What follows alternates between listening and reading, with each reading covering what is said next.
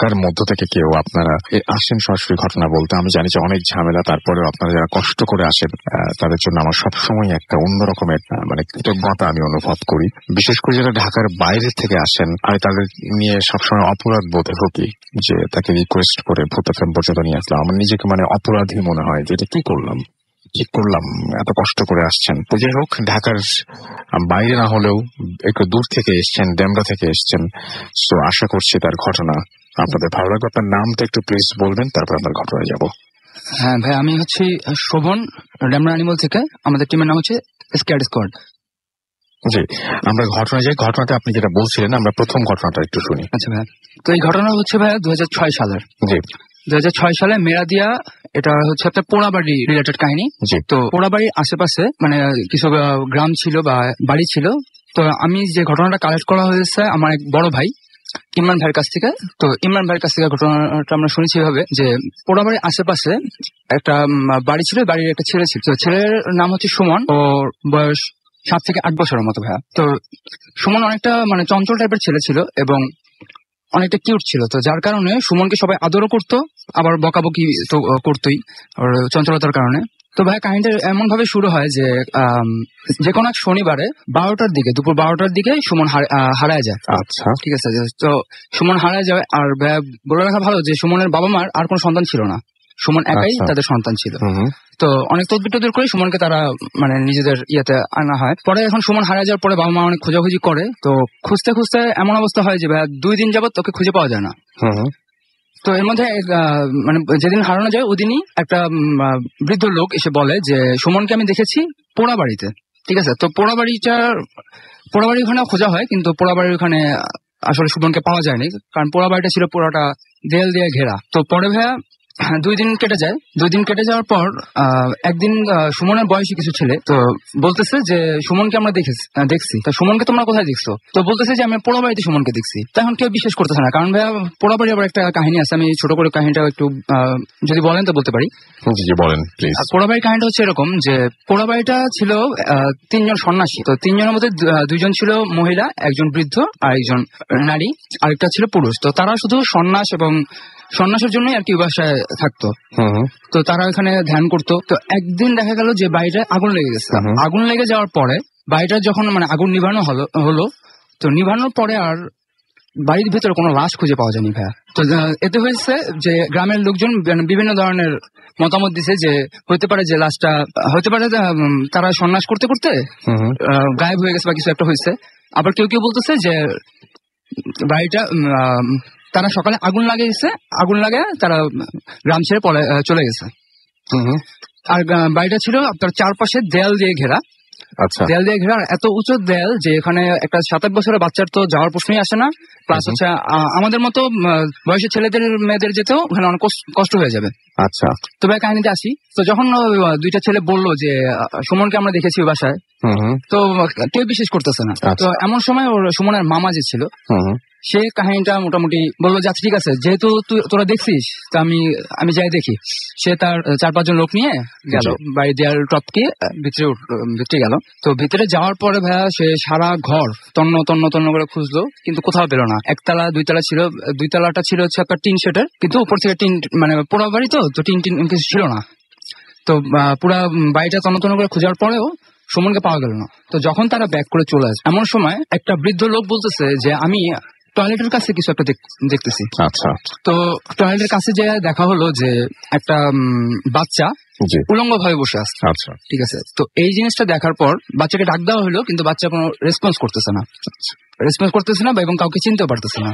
তো বাচ্চার মা যখন সামনে গেল তখন সে চিনতে পারলো যেটা হচ্ছে তারই ছেলে সুমন। পরে বাচ্চার মা তাকে কোলে করে নিয়ে আসলো, আর বাচ্চা তার মাকে শুধুমাত্র চিনতে পারলো আর মা বলে ডাকলো। তো বাচ্চার মা তাকে কোলে করে বাসায় চলে আসলো। তো বাসায় চলে আসে ফ্রেশ হওয়ার পরে মানে এত কষ্টের করার পরে ছেলেকে পাওয়া গেল, আদর যত্ন হলো। তো ভাইয়া কিছুদিন পর লক্ষ্য করা গেল যে ছেলে আস্তে আস্তে শুকিয়ে যাচ্ছে বলতে এমন ভাবে যে তার শরীরে শুধু চামড়া আর হাড্ডি আছে, মাংস বলতে কিছু নেই। চামড়ার হাড্ডি আছে, মাংস বলতে কিছু নেই। তো তারপরে হচ্ছে যে তার খাবার মানে সে আগে খুব কমই খেত, এখন মানে সে এত পরিমাণে খাবার বাড়িয়ে দিয়েছে। যেমন হচ্ছে আমি উদাহরণ একটা দিই, তখন 2006 সালের দিকে একটা ডানো দুধের ডিব্বা পাওয়া যেত, 1400 না কত টাকা জানি দাম ছিল, আমার ভাই খেয়াল নেই। মানে বড় একটা ডিব্বা, ও এই দুধের ডিব্বা এক বসায় খায় উঠতো। তারপর সুজি দেন বা যে কোনো ধরনের খাবার দেন, ওইটা খেয়ে ফেলতো। তো এটা সবাই মানে একটু অড লাগার কারণে সবাই এটা নিয়ে কথা বলতে, মানে এটা যথেষ্ট অড লাগার কথা। হ্যাঁ। তো পরে যখন বাবা আসে, বাবা জানতে পারেন, তো বাবা বলে যে আমার ছেলে, আমার একটা মাত্র ছেলে, ও যা খুশি খাক, আমার তো টাকা পয়সার অভাব নেই, ও যা খুশি খাক, সমস্যা নেই। তো এটা মানে অতটা কেউ গুরুত্ব দেয় না। পরে ভাই আস্তে আস্তে চলতে থাকে দিন, মানে মাঝখানে মনে হয় 4-5 দিন চলে গেছে। তো যাওয়ার পরে একদিন হঠাৎ করে সুমনের মা লক্ষ্য করলো যে সুমন তার ডান হাতের প্রথম আঙ্গুলটা সে চাবাচ্ছে। চাবানোর এইটা দেখার পর সুমনের মা করলো কি, সুমনের হাতটা সরিয়ে দিল। তো সরিয়ে দেওয়ার পর সুমন কান্নাকাটি শুরু করলো। ও ভাই একটা কথা বলতে ভুলে গেছি আমি, যে সুমন দুইটা সেন্টেন্স শুধু বলতে পারতো, মা আর হচ্ছে খাবার, কিছু খাবো খেতে দে, কিছু খাবো খেতে দে, সে কথাটা বলতে ভুলে গেছি।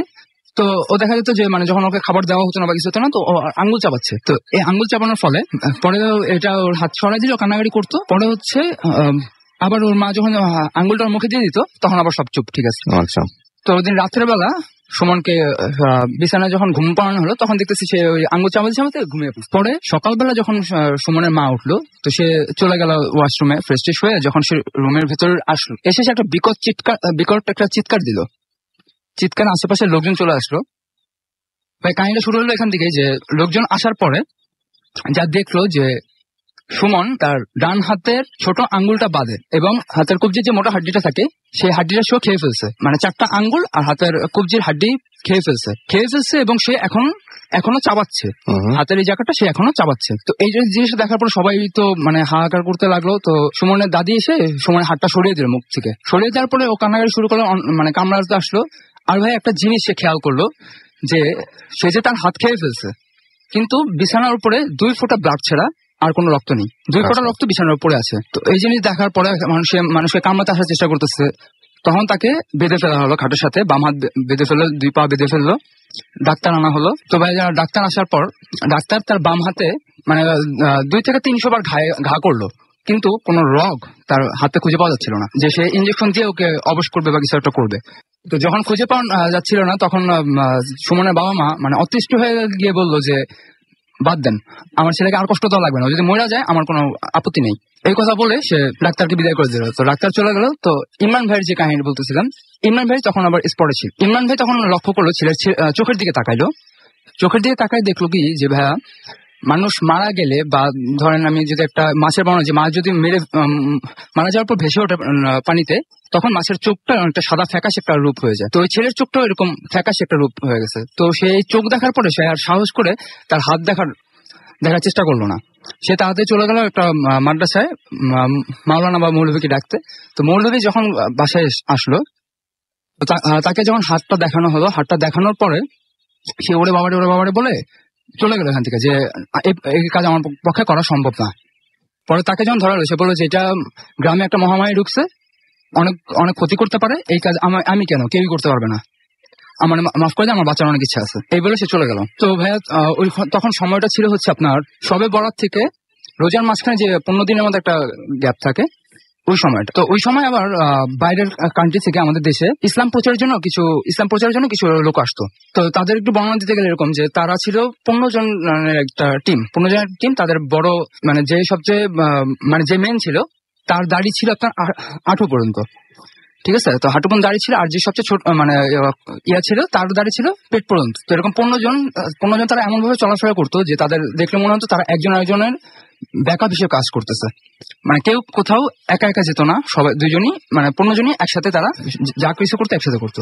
তো সুমনের বাবা এসে তাদের কাছে মানে অনেক আকতি মিনতি করলো যে আপনি প্লিজ আমার ছেলেটাকে দেখেন, আমার ছেলেটা এই অবস্থা। তো তারা কখনো এইসব কাজে যায় না। বাবার এই দেখে তারা বললো আচ্ছা ঠিক আছে, আমরা যাবো আপনাদের বাসায়। তো বাসায় আসার পরে তারা এমন ভাবে দাঁড়ালো যে মানে একজন আরেকজনকে সাপোর্ট করে দাঁড়িয়েছে, আর বলছি যে আপনারা দরজাটা ফাঁক করে তারপর দাঁড়ান। পরে তাকে যে মেইন হুজুর ছিল, তাকে হাতটা দেখানোর পরে সে হাতটা খুব ভালোভাবে দেখার পরে সে প্রশ্নটা করলো যে আচ্ছা আপনারা কি এখনো বুঝতে পারেননি যে আপনাদের ছেলেটা মৃত? তো এই কথাটা বলার পরে মানে সুমনের মা চিল্লাচিল্লি করে কান্নাকাটি শুরু করলো। তো কান্নাকাটি শুরু করার পরে সুমনের মাকে বলা হলো যে তুমি চুপ থাকো, আগে হুজুরের কথা বলতে দাও, তারপর তুমি কথা বলো। বলতেছে, তারপরে হুজুর বলতেছে যে ওর তো চোখটা দেখলে আপনারা বুঝতে পারছেন, কারণ চোখের উপরে একটা ফ্যাকাশে দাগ পড়ছে।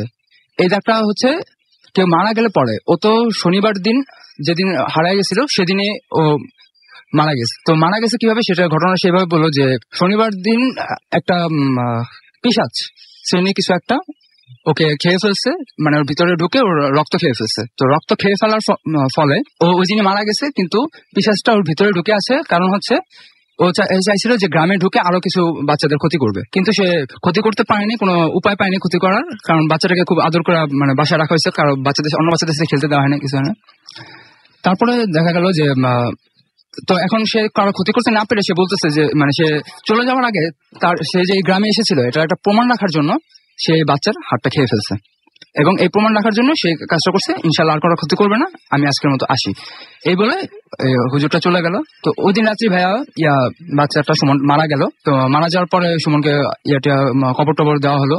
পরে ভাইয়া এখন মনে হয় ওনাদের সন্তান হয়েছে, এরপরে নেক্সট সন্তান হয়েছে, আর ওর বাবা মনে হয় একটু পাগল টাইপের হয়ে গেছে। ভাই এখন আর কিছু বলতে পারি না, এখন খবর এটার কোনো ব্যাখ্যা আমি জানি না বা কোনো সম্পর্কে কোনো খবর নেই। তবে মেরাদিয়া হাট বা অন্যশ্রীতে একটা পোড়া বাড়ি আছে, এই সম্পর্কে যদি কেউ জানতে চায় অবশ্যই জানতে পারে। অনেক ধন্যবাদ আপনাকে আপনার ঘটনার জন্য।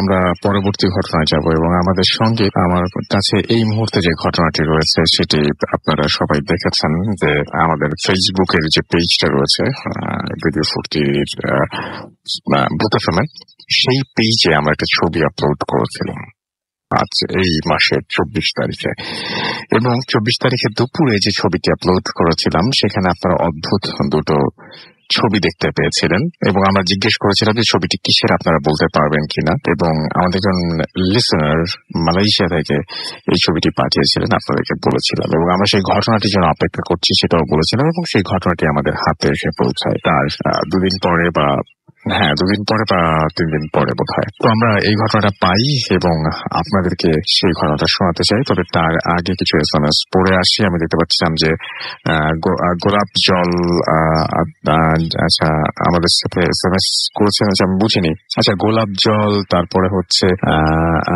শেরপুর বা ভয়ঙ্কর ঘটনা, আমি বুঝিনি কি বলতে চাচ্ছেন আপনি। নাইরা আমাদের এসএমএস করেছেন, এবং নাইরা আমাদের এসএমএস করে বলেছেন যে ফার্স্ট স্টোরিটা ভয় ছিল। সাফিনা মাহি আমাদের এসএমএস করেছেন, জুয়েল ময়মনসিং থেকে আমাদের এসএমএস করেছেন, এবং আমাদেরকে রিয়াজুল ইসলাম লাদিন এসএমএস করেছেন, এবং তিনি বলছেন যে ফ্রাইডে মানেই ভূত এফএম, এবং এটা খুব ভয়ঙ্কর সেটা তিনি লিখছেন। শিশির খুলনা থেকে লিখেছেন ফার্স্ট স্টোরিটা ভালো ছিল। আমাদেরকে বাহার খিলগাঁও থেকে লিখেছিলেন যে অনেকদিন পর শুনছেন এইচএসসি এক্সাম, তারপরে শুনতে এই কারণে তিনি শুনতে পারেননি। আমাদেরকে দেখতে পাচ্ছি যে সিলেট কমার্স কলেজ থেকে মেহেদি মাহি আমাদের এখানে ফেসবুকে আমাদের টেক্সট করে আমাদের ইনবক্স করেছেন আর কি, এবং তিনি বলতে ভূত এফএম করছেন, ভূত এফএম শুনছেন, এই ছবিটা আপলোড করেছেন। ছবিটা আমাদেরকে ইনবক্স না করে আমি বলবো আমাদের যে পেজ আছে সেই পেজে আপনি আপলোড করে দিতে পারেন। আমাদের যে পেজ রয়েছে সেই পেজে কমেন্টের জায়গায় আপনি ছবিটি কিন্তু আপলোড করে দিতে পারেন যে কিভাবে বংশের সাথে শুনছেন। রিদন আমাদের সাথে আছেন, এবং তিনি বলছেন আমার কাছে ঘটনা আছে। আচ্ছা, জেনে খুবই খুশি হলাম, কিন্তু ঘটনা আছে তার পরবর্তী কাজটা নিশ্চয়ই জানা উচিত। ভূত এফএম আমরা অলরেডি এখন প্রায় 7 বছর ধরে করছি, সুতরাং ঘটনা থাকলে আমাদের ইমেল অ্যাড্রেসটা আমরা বারবার বলি, আপনারা যারা রেগুলার শোনেন সেখানে পাঠিয়ে দিলেই আর কিছু বলার থাকে না। রাসেল আমাদের এসএমএস করেছেন বরিশাল থেকে, এবং আমাদেরকে এসএমএস করেছেন পিউল, দেখতে পাচ্ছি পিউল রহমান বাগেরহাট থেকে আমাদেরকে এসএমএস করেছেন, দেখতে পাচ্ছি সামিন। এছাড়া আমাদেরকে এসএমএস করেছেন খুলনা থেকে আনোয়ার এবং তার ওয়াইফ আফরিন, এবং উইদাউট ভূত এফএম ফ্রাইডে ইজ ইম্পসিবল। আমাদেরকে রংপুর থেকে রংপুর মেডিকেল কলেজ থেকে শুনছেন, নাম লেখেননি আপনার। রোমান আমাদের এসএমএস করেছেন, এবং আমাদেরকে অনেক ভয় লাগছে। ফরহাদান সহ আরো অনেকে আমাদের সঙ্গে এই মুহূর্তে আছেন। আমরা পরবর্তীতে আপনাদের ফেসবুকের কমেন্ট এবং ফেসবুকে ইনবক্স করছেন যারা, তাদের সবকিছুই পড়বো।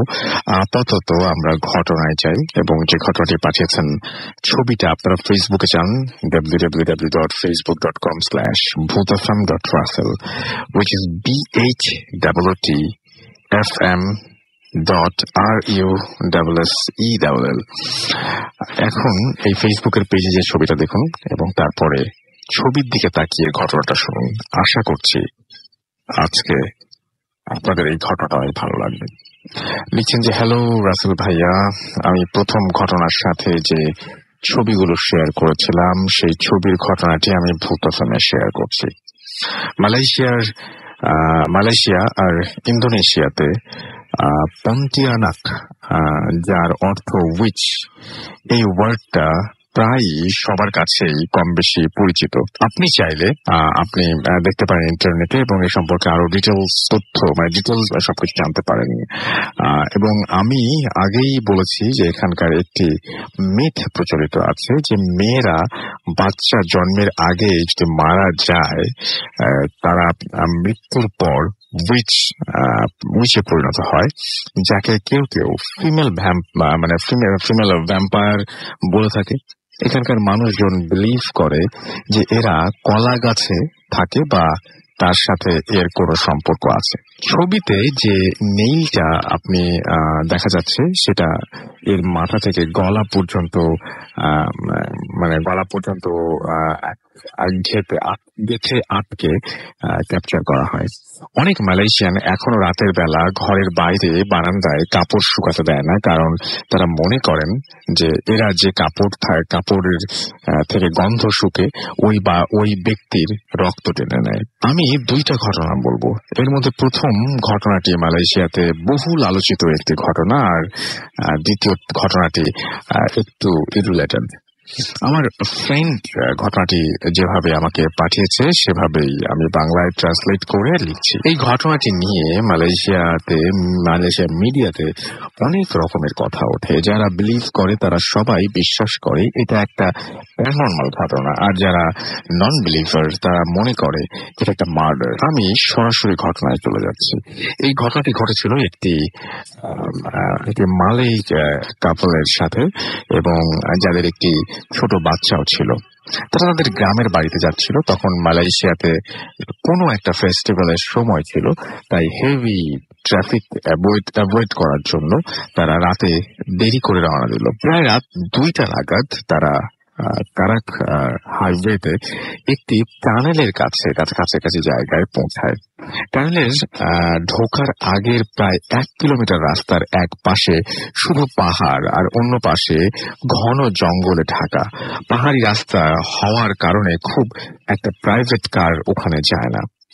যেতে যেতে টানেলের প্রায় 100 ইয়ার্ড আগে তাদের গাড়িতে কোনো একটা প্রবলেম দেখা দেয়, যে কারণে হাজবেন্ডটি গাড়িটি ইমার্জেন্সি লেনে পার্ক করে।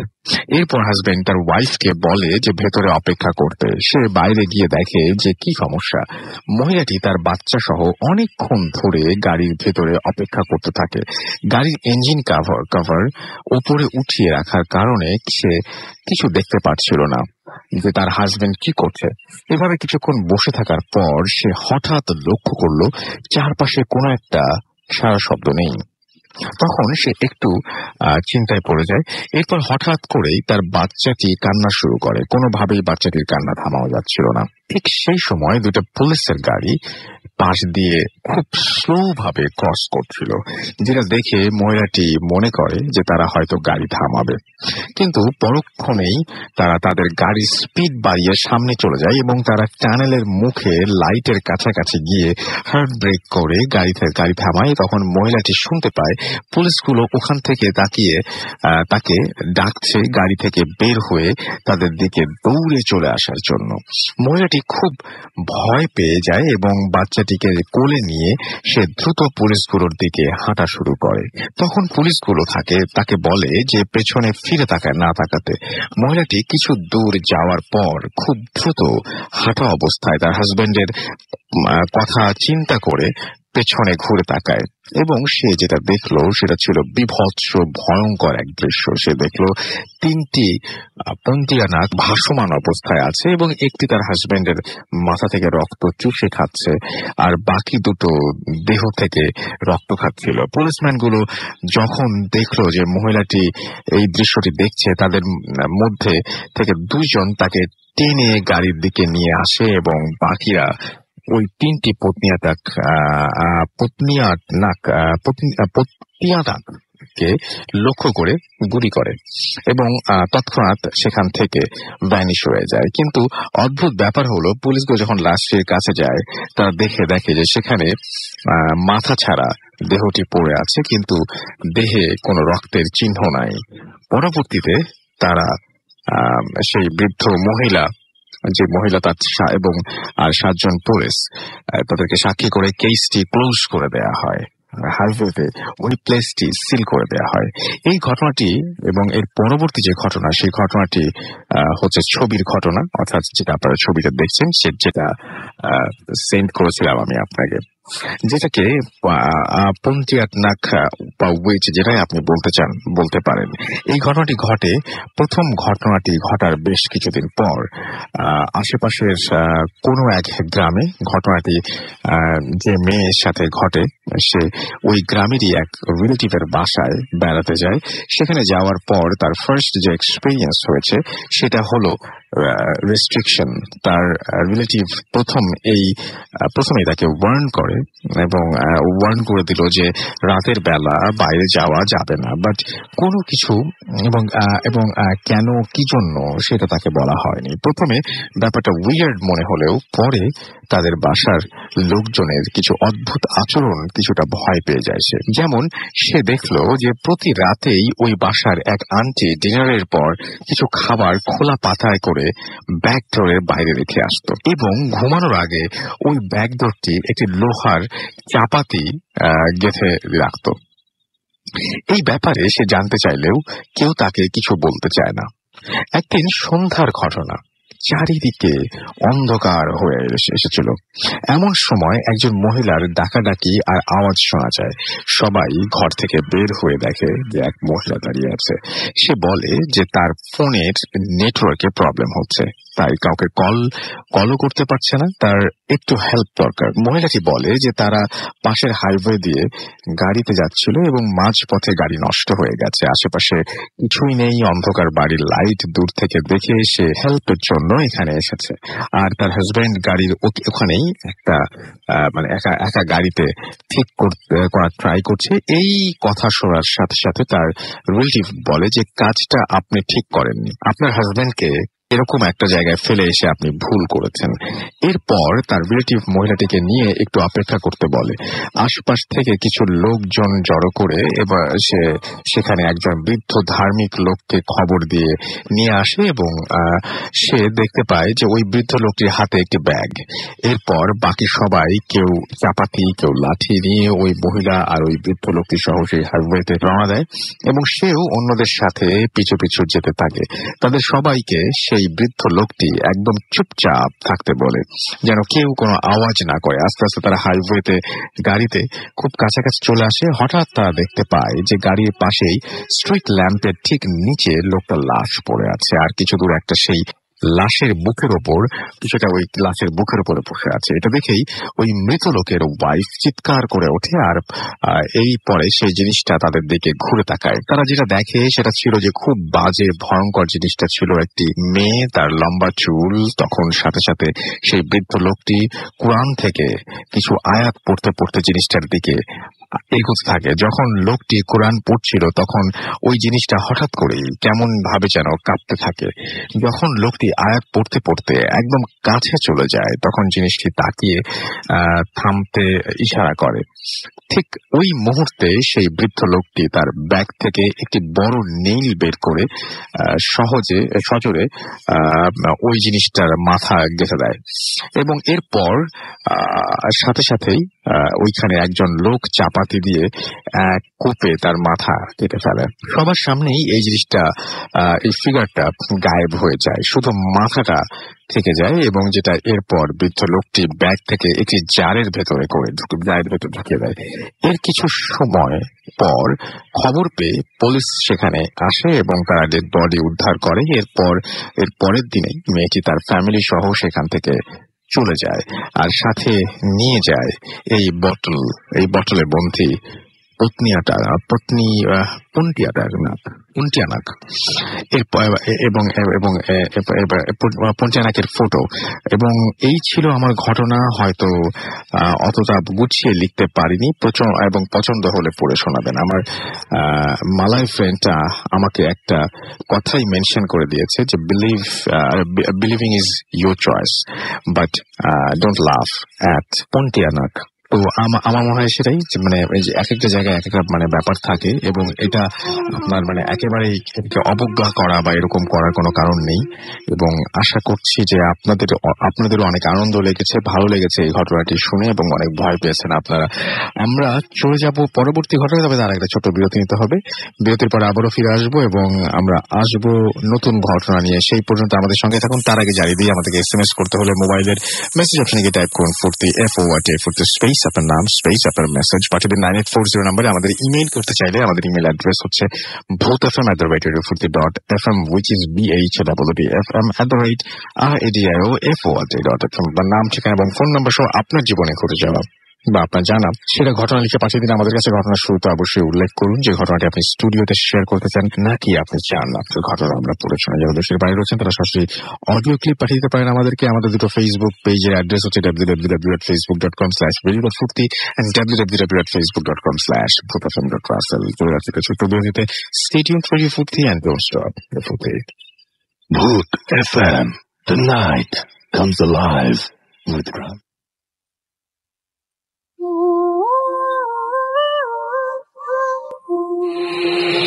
Welcome back. শুনছেন সবসময় রেডিও ফুর্তি 8.0 FM। আমি রাস্তার সাথে আমার সাথে রয়েছে মাসুম এবং আজকের অতিথিরা। এবং আজকে এই মুহূর্তে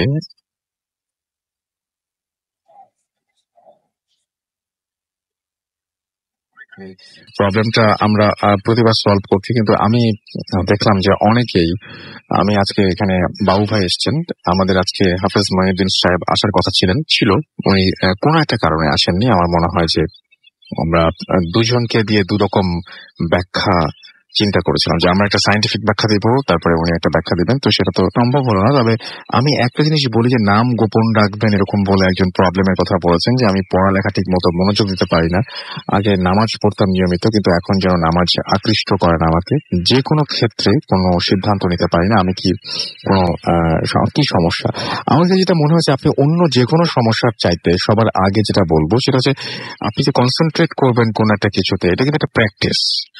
আপনি যখন এই প্র্যাকটিস থেকে বেরিয়ে আসবেন তখন তো আপনার আবার কোনো দিকে কনসেন্ট্রেট করতে সমস্যা হবে। সেটা একটা প্যারানর্মাল কোনো ঘটনা বলে আমার মনেই হচ্ছে না আসলে। ফার্স্ট অফ অল, আপনি যদি নামাজ পড়েন, কয়েকদিন নামাজ পড়তে পড়তে আপনি দেখবেন যে আপনি এর মধ্যে আবার ঢুকে গেছেন। সুতরাং আপনার এই চেষ্টাটা দরকার, এবং এটা পুরোপুরি প্র্যাকটিস।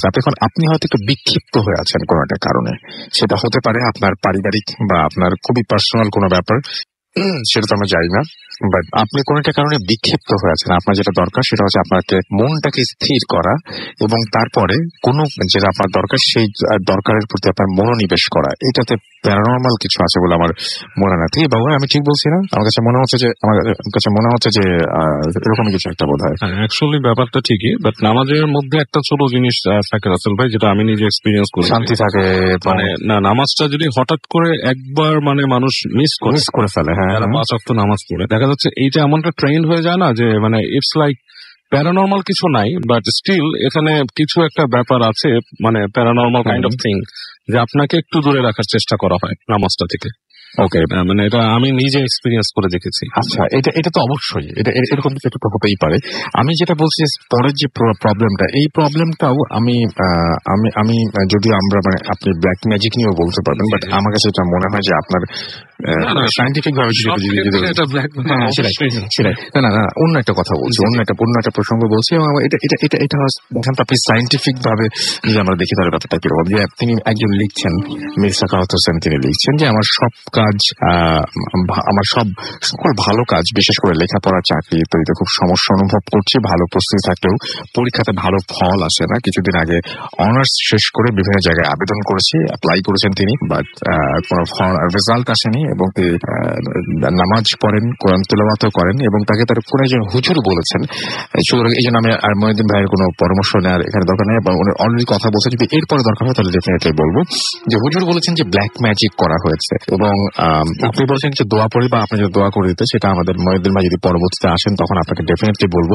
আপনার কাছে এটা কতটুকু মনে হয় যে এরকম ব্ল্যাক ম্যাজিক, না আপনার কাছে অন্য কিছু মনে হয় যে এই যে উনি পড়াশোনায় উনি বলছেন যে উনি চাকরি ক্ষেত্রে পড়ালেখায় খুব সমস্যা অনুভব করছেন, মানে উনি পরীক্ষা দিচ্ছেন চাকরির, একটা পরে অ্যাপ্লাই করছেন চাকরির জন্য, ইন্টারভিউ দিচ্ছেন, বাট কোনো মানে পজিটিভ রেজাল্ট আসছে না। অ্যাকচুয়ালি এটা তো খুব ন্যাচারাল সিন রাসেল ভাই, যেটা আমরা সবসময় দেখতে পাচ্ছি আমাদের আশেপাশে, ঠিক না? এখন আপনি দেখেন যে রেশিওটা কি, মানুষ চাকরি অ্যাপ্লাই করে চাকরি পাচ্ছে, এই রেশিওটা কিন্তু খুবই কম, খুব কম, ঠিক না? কারণ এত কম্পিটিশন, এত বেশি চাকরির বাজারে এত কম্পিটিশন, রেজাল্ট সবাই ভালো করছে, সবাই চাচ্ছে নিজেকে গ্রোম করে এমন একটা অবস্থায় নিয়ে আসছে।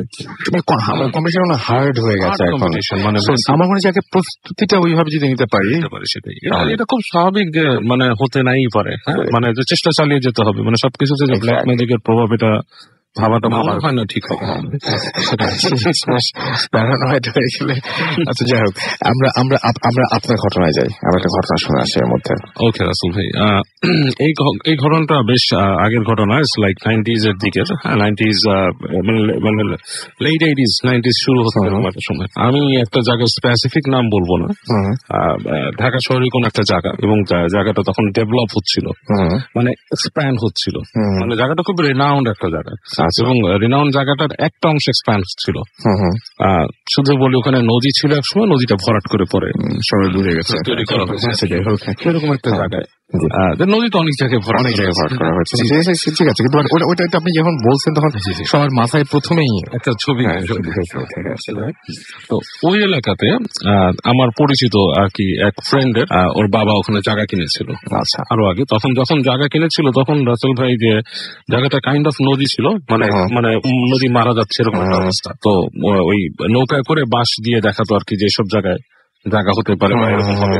তো যাই হোক, পরবর্তীতে ওই অবস্থায় জায়গা কেনার পর জায়গা যখন উনি পান, যখন জায়গাটাকে ভরাট করে ফেলা হয়, তো তখন কিন্তু বেশ বিস্তীর্ণ একটা প্রান্তরের মতো ছিল আর কি। তো আমাদের সেই ফ্রেন্ডের বাবা যখন ডিসাইড করে যে ওখানে বাড়ি করবে, তখনও দেখা যাচ্ছিল বিভিন্ন প্লট গুলো আর কি আপনার বেশ দূরত্বে পড়েছে, এবং দেখা যাচ্ছে একটা প্লটে কেউ উঠেছে আর একটা প্লটে কেউ নাই, এরকম একটা ব্যাপার। যাই হোক, তো ওই ফ্রেন্ডের বাসায় অনেকে যেত আড্ডা মারতে আর কি। তা আমাদের দুজন ফ্রেন্ড একদিন বৃষ্টির সময় আর কি, মানে বৃষ্টির দিন, তখন আড্ডা দিতে গেছে ওর বাসায় আর কি। তো ও খুব গোবেচারা টাইপের ছিল আর কি, যার বাসায় যেত খুব ঠান্ডা টাইপ, কারোই নাম বলছি না কারণ অনেকে চিনে ফেলবে ওদের। তো খুব ঠান্ডা টাইপের ছিল। তো ওর বাবা খুব শাসনে রাখতো, প্রচন্ড শাসনে রাখতো। আচ্ছা, তো যাই হোক, তো আড্ডা দিতে গেছে বৃষ্টির দিন, এই আড্ডাটা বিকাল গড়িয়ে সন্ধ্যা হয়েছে আর কি। আচ্ছা, এমন সময় তার বাবা আর কি ওই তাকে মানে বুঝতে পারছে যে ও বাইরে আছে, খুব মানে ধমক দিছে, ডাক দিছে। তো সে করছে কি, দৌড় দিছে আপনার ওখান থেকে, দৌড়ে বাবার কাছে গেছে, বলছে ওরা বন্ধুরা পলাইছে ওখান থেকে। আচ্ছা, তো পলানোর পর এক বন্ধু বলছে যে আমি চলে যাচ্ছি, আমি থাকবো না। আরেকজন ওয়েট করতেছে, মানে ওই সময় আড্ডাটা খুব দুঃখের ব্যাপার ছিল রাসেল ভাই, মানে আড্ডা মারবো কিছুক্ষণ এরকম একটা ব্যাপার ছিল।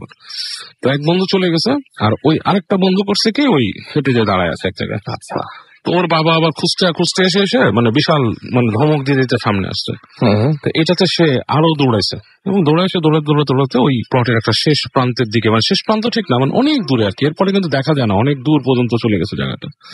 এক জায়গায় এসে দাঁড়াইছে, তো দাঁড়ায় দেখতেছে তখন অলরেডি সন্ধ্যা আরো ঘনায় গেছে, বৃষ্টি হচ্ছে এবং টুপি বৃষ্টি পড়তেছে। তো এরকম সময় সে অনেকক্ষণ দাঁড়ায় আছে, বন্ধুর জন্য ওয়েট করতেছে।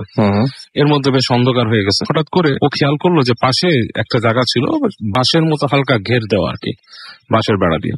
ওই জায়গায় পানির মধ্যে মনে হচ্ছে কিছু একটা মানে আপনার উপর দিকে উঠছে, লাইক মাছে ঘাই দেয় যেটাকে বলে, কিন্তু বেশ বড় আকারের ঘাই। হ্যাঁ, আচ্ছা, মানে বেশ ভাস করে উঠতেছে এরকম। আচ্ছা, তো চিন্তা করছে কি এত এই মাছের এই পুকুর, ছোট পুকুর, এটার মধ্যে এরকম একটা অবস্থা কেন? এবং তারপর দেখতেছে যেখানে বড় ঘাই দিচ্ছে তার আশেপাশে অনেক ছোট অনেকগুলো মাছের মতো এরকমই উঠতেছে। তো অনেকক্ষণ তাকে একটু হেঁটে সামনে গেছে। তো এই সময় হঠাৎ করে ও দেখে যে একটা মানুষের মাথা আর কি, মাথা তুলে বলতেছে বাবা গো এরকম চিৎকার করতেছে। ও প্রচন্ড ভয় পেয়ে গেছে রাসেল ভাই। হ্যাঁ, ও প্রচন্ড ভয় পেয়ে গেছে। ও ভয় পেয়ে ওখান থেকে দৌড় দিয়ে মানে জান নিয়ে দৌড় দিছে আর কি। তো দৌড় দিয়ে আসার পরে তো কাছে আসার পর দেখে যে ওখানে কেউ নাই। তো আরো হাটে আসার পর দেখে যে ওখানে টং দোকান, যেখানে চা বেচতো চাচা। তো তাকে যে বলছে যে চাচা আমি তো ওখানে গেছি, এরকম মাছের ইসের মধ্যে মানুষ পড়ে গেছে এবং চিল্লাইতেছে, খুবই একটা ভয়ের ব্যাপার স্যাপার। তো চাচা বলতেছে যে ওখানে তুমি যেও না, জায়গাগুলো খুব খারাপ। বলে কেন? বলে ওই জায়গাতে এখন চাষ করছে না, বাট কিছুদিন আগ পর্যন্ত এখানে আফ্রিকান মাগুর চাষ করতো, এবং ওখানে কিছু খারাপ মানুষ ছিল, তারা কি করতো, ওই মানুষজন আপনার কারোর সাথে শত্রুতা থাকলে তাকে মেরে ওখানে ফেলে দিত এবং ওই মাছ নাকি খেয়ে ফেলতো। তো বলে যে এখনো ওই জায়গাতে মানুষ হাঁটে না, প্রায় দেখে যে এরকম মানুষ ওখান থেকে উঠে মানে চিৎকার করতেছে বা আর্তনাদ করতেছে ঠিক ওই পুকুরের পাশে, অন্ধকারের মধ্যে বসে আছে, চিৎকার করতেছে। পরবর্তীতে ওটা তো ওই সময়কার ঘটনা, সে মনে করেন এটা ভুলে যায়। তো ও পরবর্তীতে কিন্তু আরো যখন বড় হওয়ার পরে ওই এলাকা দিয়ে সে ঘোরাফেরা করতো, মানে যেত আর কি বন্ধুর বাসা টাসা। তো একদিন বলছে যে ও গেছে ওখানে, ওই জায়গাটা দিয়ে যাচ্ছে, ওই যেখানে ও পুকুর দেখছিল ওই জায়গায়, যে দেখে যে একটা বাড়ি হয়ে গেছে ওখানে আশেপাশে, এসে একটা গলির মতো আছে, মানে পুরাই চেঞ্জ একটা সিনারিও। তো ওখানে কারেন্ট চলে গেছে আর কি। তো যাচ্ছে, তো ও যে দেখে যে ওই বাসার যে চিপার মধ্যে মানে যে যেখানে ফুল গাছ টাছ করে আর কি, দুই পাশে পাতা বাহারের মধ্যে গাছ লাগানো, তো ওইখানে দেখে ছায়ার মধ্যে কে জানি বসে আছে। বসে ওখানে কি জিজ্ঞেস করছে যে আমাকে চিনছোস, আমারে চিনছোস? তো সে খুব থতমত খেয়ে গেছে, এরকম একটা অবস্থা, আমারে চিনছোস মানে পুরুষেলি গলার আওয়াজ। সো ও হেঁটে ওখানে গেছে, যে দেখে কেউ নেই, মানে জায়গাটা পুরোই ফাঁকা। তো এখন ও বললো যে এটা যে হতে পারে এই জায়গায় কিছু একটা আছে, ও আগে দেখছে এবং নেক্সট টাইম সে একই জিনিস এক্সপিরিয়েন্স করছে, এরকম কিছু একটা আছে। ওকে, থ্যাংক ইউ ভেরি মাচ আপনার পরবর্তী কাহিনীর জন্য। এবং আমরা কিছু দেখি এখানে ফেসবুকে কিছু কমেন্ট দেখি কি অবস্থা। তো আমাদের এইখানে ফেসবুকে যারা লিখছেন, আমাদের পেজ থেকে প্রথমে একটু পড়ি, ভূতফিল্মের যে পেজটা, সেই পেজে আপনারা লিখছেন যারা, তারা হলেন, আমরা কিন্তু অলরেডি ইনবক্স যারা করছেন তাদের সাথে কথা বলছি। আচ্ছা, আমাদেরকে রিদওয়ান ভাই আমাদেরকে লিখেছেন এবং ভেরি ক্লোজ টু মি। তিনি লিখছেন যে আমরা কাপল ফ্রেন্ড, আমরা দুই কাপল ফ্রেন্ডদের সাথে সিলেটের হিল টপে জঙ্গলে একটা রিসর্টের গার্ডেনে বসে তারা এই মুহূর্তে আমরা থান্ডারস্টর্ম দেখছেন এবং আমাদের শুনছেন। এন্ড থ্যাঙ্কস জানিয়েছেন আমাদেরকে ভূতফিল্মের জন্য। You are most welcome and thanks for being with us. আশা করছি পুরো সময়টা আমাদের সঙ্গে থাকবেন। আমরা দেখতে পাচ্ছি শাহরিয়ার মাহমুদ প্রান্ত আমাদের লিখছেন যে শুনছি ভাইয়া। ইমরান মাহমুদ আমাদের লিখেছেন আমাদের কাছে, তিনি একটু তার শুনতে সমস্যা হচ্ছে, কিন্তু এখন তো ঠিক হয়ে যাওয়ার কথা এটা। জাহিদ আমাদের SMS করেছেন এবং তিনি লিখছেন দারুণ ঘটনা, ফেসবুক থেকে পড়ছি কিন্তু। আমাদেরকে দেখতে পাচ্ছি যে জাহিদ হাবিব, তিনি অ্যাপ দিয়ে শুনছেন এবং অ্যাপের ছবি আপ করেছেন দিনাজপুর থেকে। আমাদেরকে তাবিউল হাসান আমাদের লিখেছেন সমস্যা সমাধান দেয়া, এই পার্টটা কেন জানি আমার কাছে ভালো লাগে না। ওকে, এবং তিনি পার্সোনাল অপিনিয়ন জানিয়েছেন। ডেফিনেটলি আপনার অপিনিয়ন অবশ্যই আমরা খুব গুরুত্বের সঙ্গে দেখব, এবং যাদের এইরকম ধরনের কোনো ভালো না লাগে তারা অবশ্যই লিখতে পারেন, আমরা সেটা অবশ্যই বিবেচনা করব। আয়ান খান আমাদের লিখেছেন এবং আমাদেরকে তিনি বলেছেন যে বাবু ভাইয়ের ভয়েস শুনেছেন, আজকে দেখছেন তিনি, এর আগে কিন্তু আমরা ছবি আপ করেছি, আপনি ওরা মিস করেছেন। সাইফুল ইসলাম রহুল আমাদের সঙ্গে আছেন এবং তিনি বলছেন যে আমি একা ভূতফিল্ম শুনছি, খুব ভয় লাগছে। নাসির সানি আমাদের সঙ্গে আছেন, রনি আমাদের সঙ্গে আছেন দেখতে পাচ্ছি। এছাড়াও আরমান হোসেন, সাগর, ইমরান মাহমুদ ইমন এবং কুমিল্লা থেকে ফার্স্ট টাইম তিনি শুনছেন। ওয়েলকাম টু ভূতফিল্ম, আশা করছি এখন থেকে রেগুলার আপনাকে পেয়ে যাব। আলাউদ্দিন ঢাকা থেকে আমাদের সঙ্গে শুনছেন। এছাড়াও আমাদের সঙ্গে দেখতে পাচ্ছি যে আমাদের যে পেজ রয়েছে রেডিও ফুর্তির পেজ, সেখানে আপনারা অনেকেই আছেন এবং সেখান থেকেও আপনারা আমাদেরকে শুনছেন। তাদের মধ্যে আমি দেখতে পাচ্ছি আমাদের কাছে এই মুহূর্তে আমাদের সাথে যারা শুনছেন তাদের মধ্যে আছেন হচ্ছে রউফ ইসলাম নাটোর থেকে, আমাদেরকে মোহাম্মদ আব্দুল্লাহ আল মামুন ইবনে মিয়াজি আমাদের সাথে আছেন এবং তিনি শুনছেন আমাদেরকে অ্যাপ দিয়ে। আমাদেরকে দেখতে পাচ্ছি এছাড়াও তাহমিদা ইয়াসিন আমাদের সাথে আছেন এবং তিনি বলছেন যে আমাদের তিনি নতুন জয়েন করছেন। ওয়েলকাম টু ভূতফিল্ম, আশা করছি এখন থেকে রেগুলার আপনাকেও পেয়ে যাবো। হোসনে আরা রোজ আমাদের সঙ্গে আছেন এবং আমাদের সঙ্গে এখন তিনি শুনছেন রোজ। আমি চাই আপনি রোজ ভূতফিল্ম শুনেন। আমাদেরকে এছাড়াও দেখতে পাচ্ছি যে মাফিকুল ইসলাম আছেন আমাদের সঙ্গে, আনোয়ার আমাদের সাথে আছেন, আমাদের সঙ্গে রয়েছেন দেখতে পাচ্ছি আমাদের সঙ্গে আছেন এই মুহূর্তে মিরাজ রাজ, এছাড়াও আলিফ হাসনাত প্রিন্স আমাদের সঙ্গে আছেন, আমাদের সঙ্গে আব্দুর রহমান তন্ময় আছেন, আমাদের সঙ্গে আছেন দেখতে পাচ্ছি হাসিন, এছাড়াও আমাদের সঙ্গে আছেন দেখতে পাচ্ছি জাসপার সুজুকি আমাদের সঙ্গে আছেন আছেন দেখতে পাচ্ছি, মেহেদি হাসান, এছাড়াও তাপস পাল আমাদের সঙ্গে আছেন, তিনি অ্যাপ দিয়ে শুনছেন। এছাড়া আমাদের সঙ্গে আছেন দেখতে পাচ্ছি রফিকুল হাসান সহ আরো অনেকে আচ্ছা অ্যাপ দিয়ে শুনছেন। সুলতান আহমেদ অ্যাপ দিয়ে এই মুহূর্তে শুনছেন দেখতে পাচ্ছি। আপনি অনেকগুলো ছবি দিয়েছেন, আমি দেখতে পাচ্ছি। আপনি অ্যাপ দিয়ে শুনছেন সেটাও বুঝতে পারছি। থ্যাংক ইউ ভেরি মাচ আমাদের সঙ্গে থাকার জন্য এবং অ্যাপ ইউজ করার জন্য, ফুর্তি অ্যাপ ইউজ করার জন্য। আমরা চলে যাব ছোট্ট বিরতিতে এবং বিরতির পরে আবারও ফিরে আসবো। আশা করছি সেই সময় পর্যন্ত আমাদের সঙ্গেই থাকবেন। AHK শাহী আমাদের সঙ্গে আছেন, তিনিও অ্যাপ দিয়ে শুনছেন। তো যাই হোক, আমাদের অ্যাড্রেস হচ্ছে bhutkfm@radio40.fm, which is BHWTFM@RADIOFORT.FM। আপনার নাম, ঠিকানা এবং ফোন নম্বর সহ আপনার জীবনে ঘটেছে বা আপনার জানা সেরা ঘটনা লিখে পাঠিয়ে দিন আমাদের কাছে। ঘটনার শুরুতে অবশ্যই উল্লেখ করুন যে ঘটনাটা আপনি স্টুডিওতে এসে শেয়ার করতে চান নাকি আপনি চান ঘটনা আমরা পড়ে শোনাই। চলছে বিরতিতে, stay tuned. Bhoot FM, the night comes alive with Ramin Four.